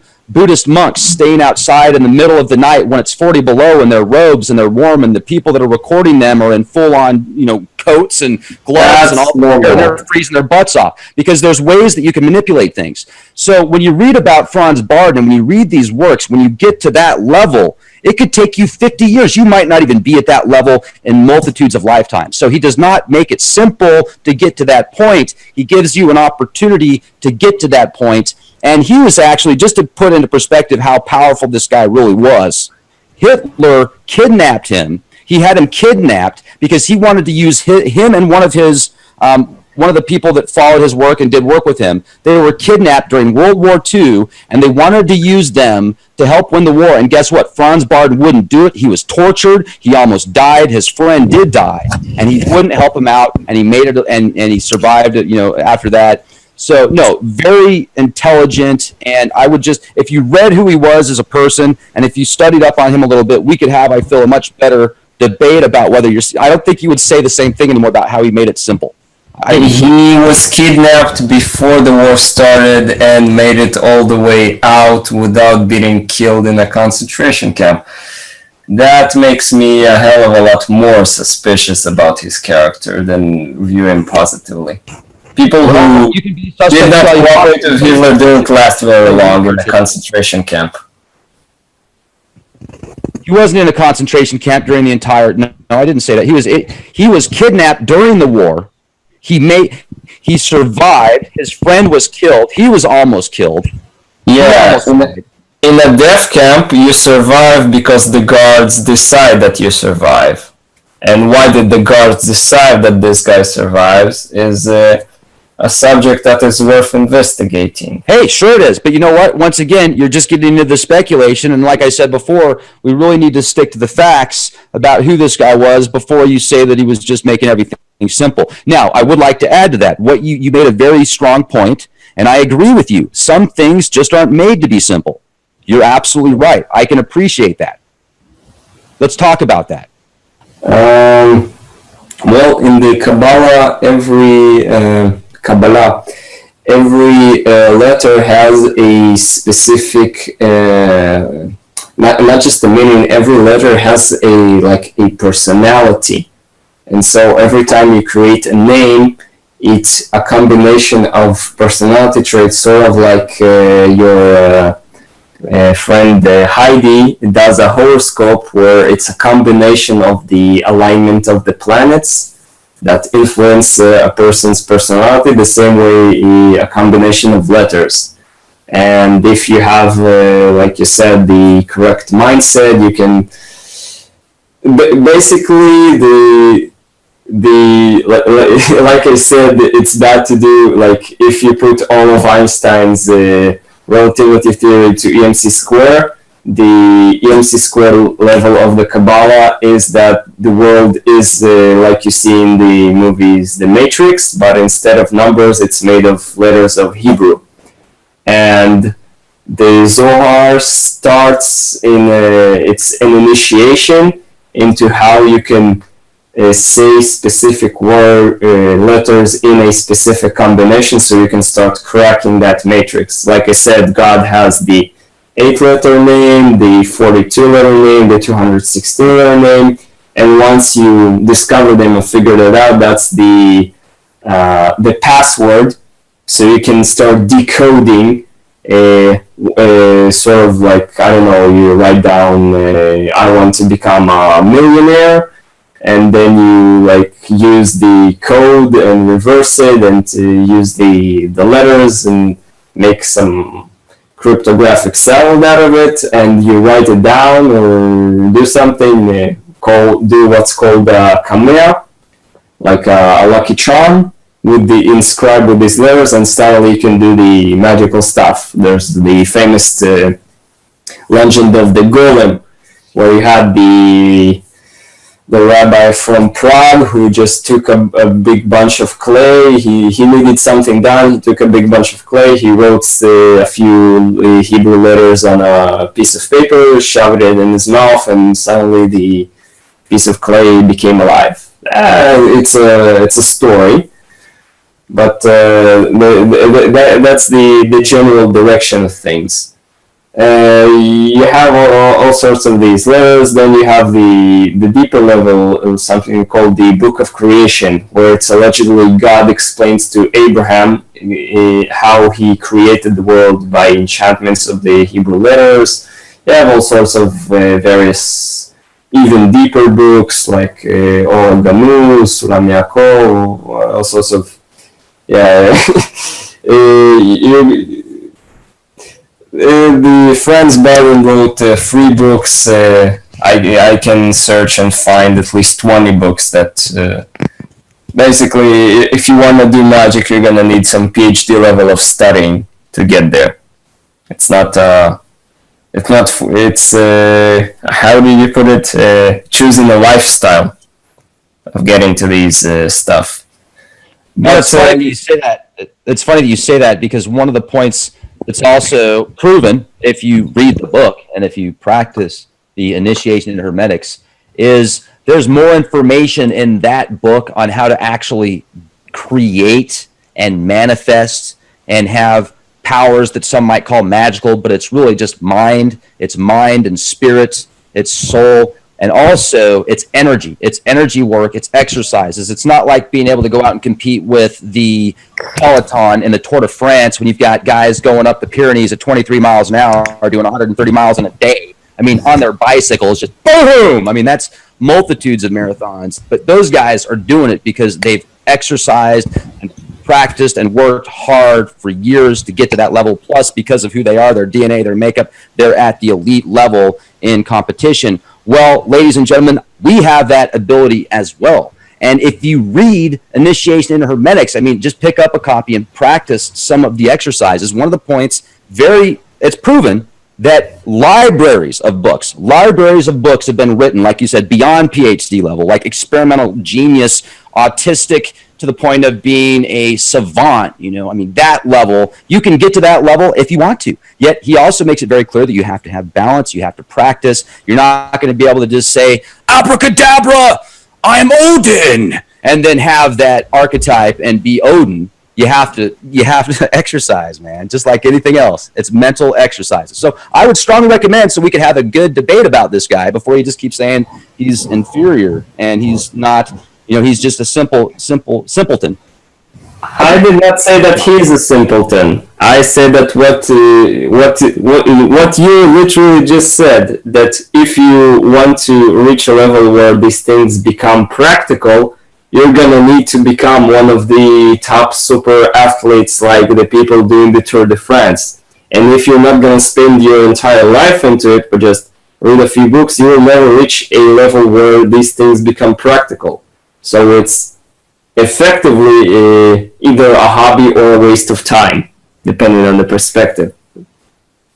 That's the point I'm making. If you're just staying on the Einstein's relativity is just EMC square, you will not be able to use it to build something like a GPS. You will not make the jump between EMC square and working GPS without the necessary hundreds of hours of practice. So that's my criticism towards him. I'm not doubting his personal abilities, I'm doubting the approach of anybody can do this. Because like you said, everybody can do this if they spend their entire life on it.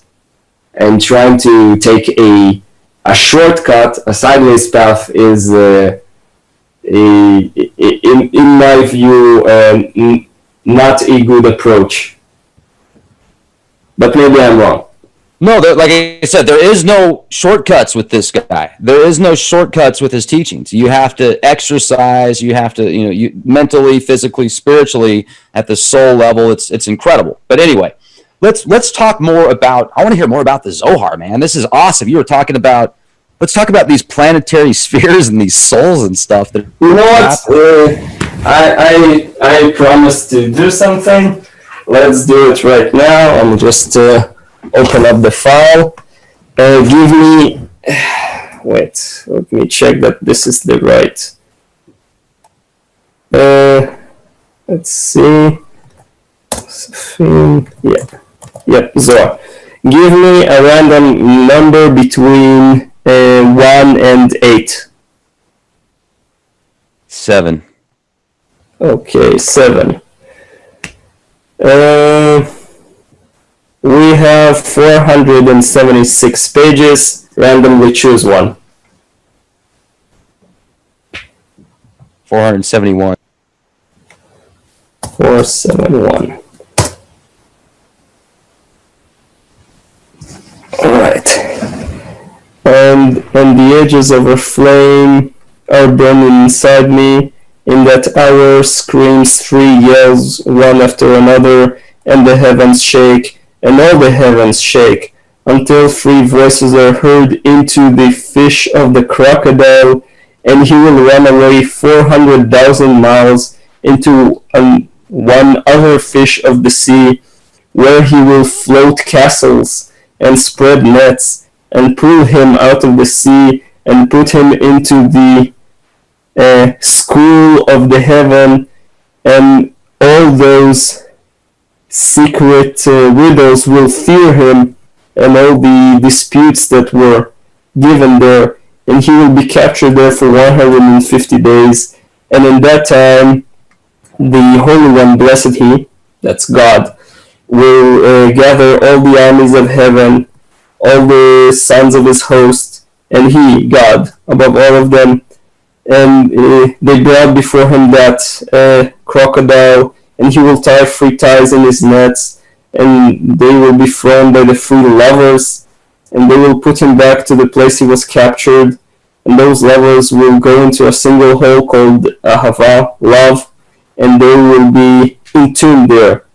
And the God swore to them, to all those hosts of heaven, and to both schools, to go all of them and listen to the sound of the beloved woman, which He yearns to hear her voice with them, and in that hour on the holy people, that's Israel, all sorts of troubles will come one upon another very closely, and they will start yelling and yelling, tearing and tearing, and they will wake her up, and she makes a voice of our sons, and God would get up and say, "This is my, what, female deer? My friend, my female pigeon, my holy one sitting in the gardens that would not sit unless in this hidden secret of the internal step," like it is said, reference to Psalms chapter 41, all her honor of the princess is internal. And now in the gardens, shamelessly, as a mother who followed her son in the markets and in the streets from fear that he would be harmed. That was page 471 of book 7 of the Zohar. So you have God fighting a giant crocodile that flies 400,000 miles into another fish of the sea. And God has a fight with a crocodile so He can tell His angels that they should sexually yearn for talking to the crocodile. What? Again, you have to stop, read it 2 or 3 times, and figure out what was being talked about. When the crocodile was brought up, it made me think about one of the pharaohs, the crocodile pharaoh, and some ancient hieroglyphics from Egypt, the book of Anu, Book of the Dead. It was a bad example. I was hoping for a Rabbi Shimon quote, but no luck this time. Gosh dang it. Well, in closing out, I mean, you've definitely been giving a lot of information. We've talked for 2.5 hours, and I really appreciate you coming on the show and having a conversation with me and discussing some of this. So any kind words you want to share with us before we close out tonight? And thanks again for coming on. What can I say? President Trump is no more in control of the United States of America than Kim Jong-un is in control of North Korea.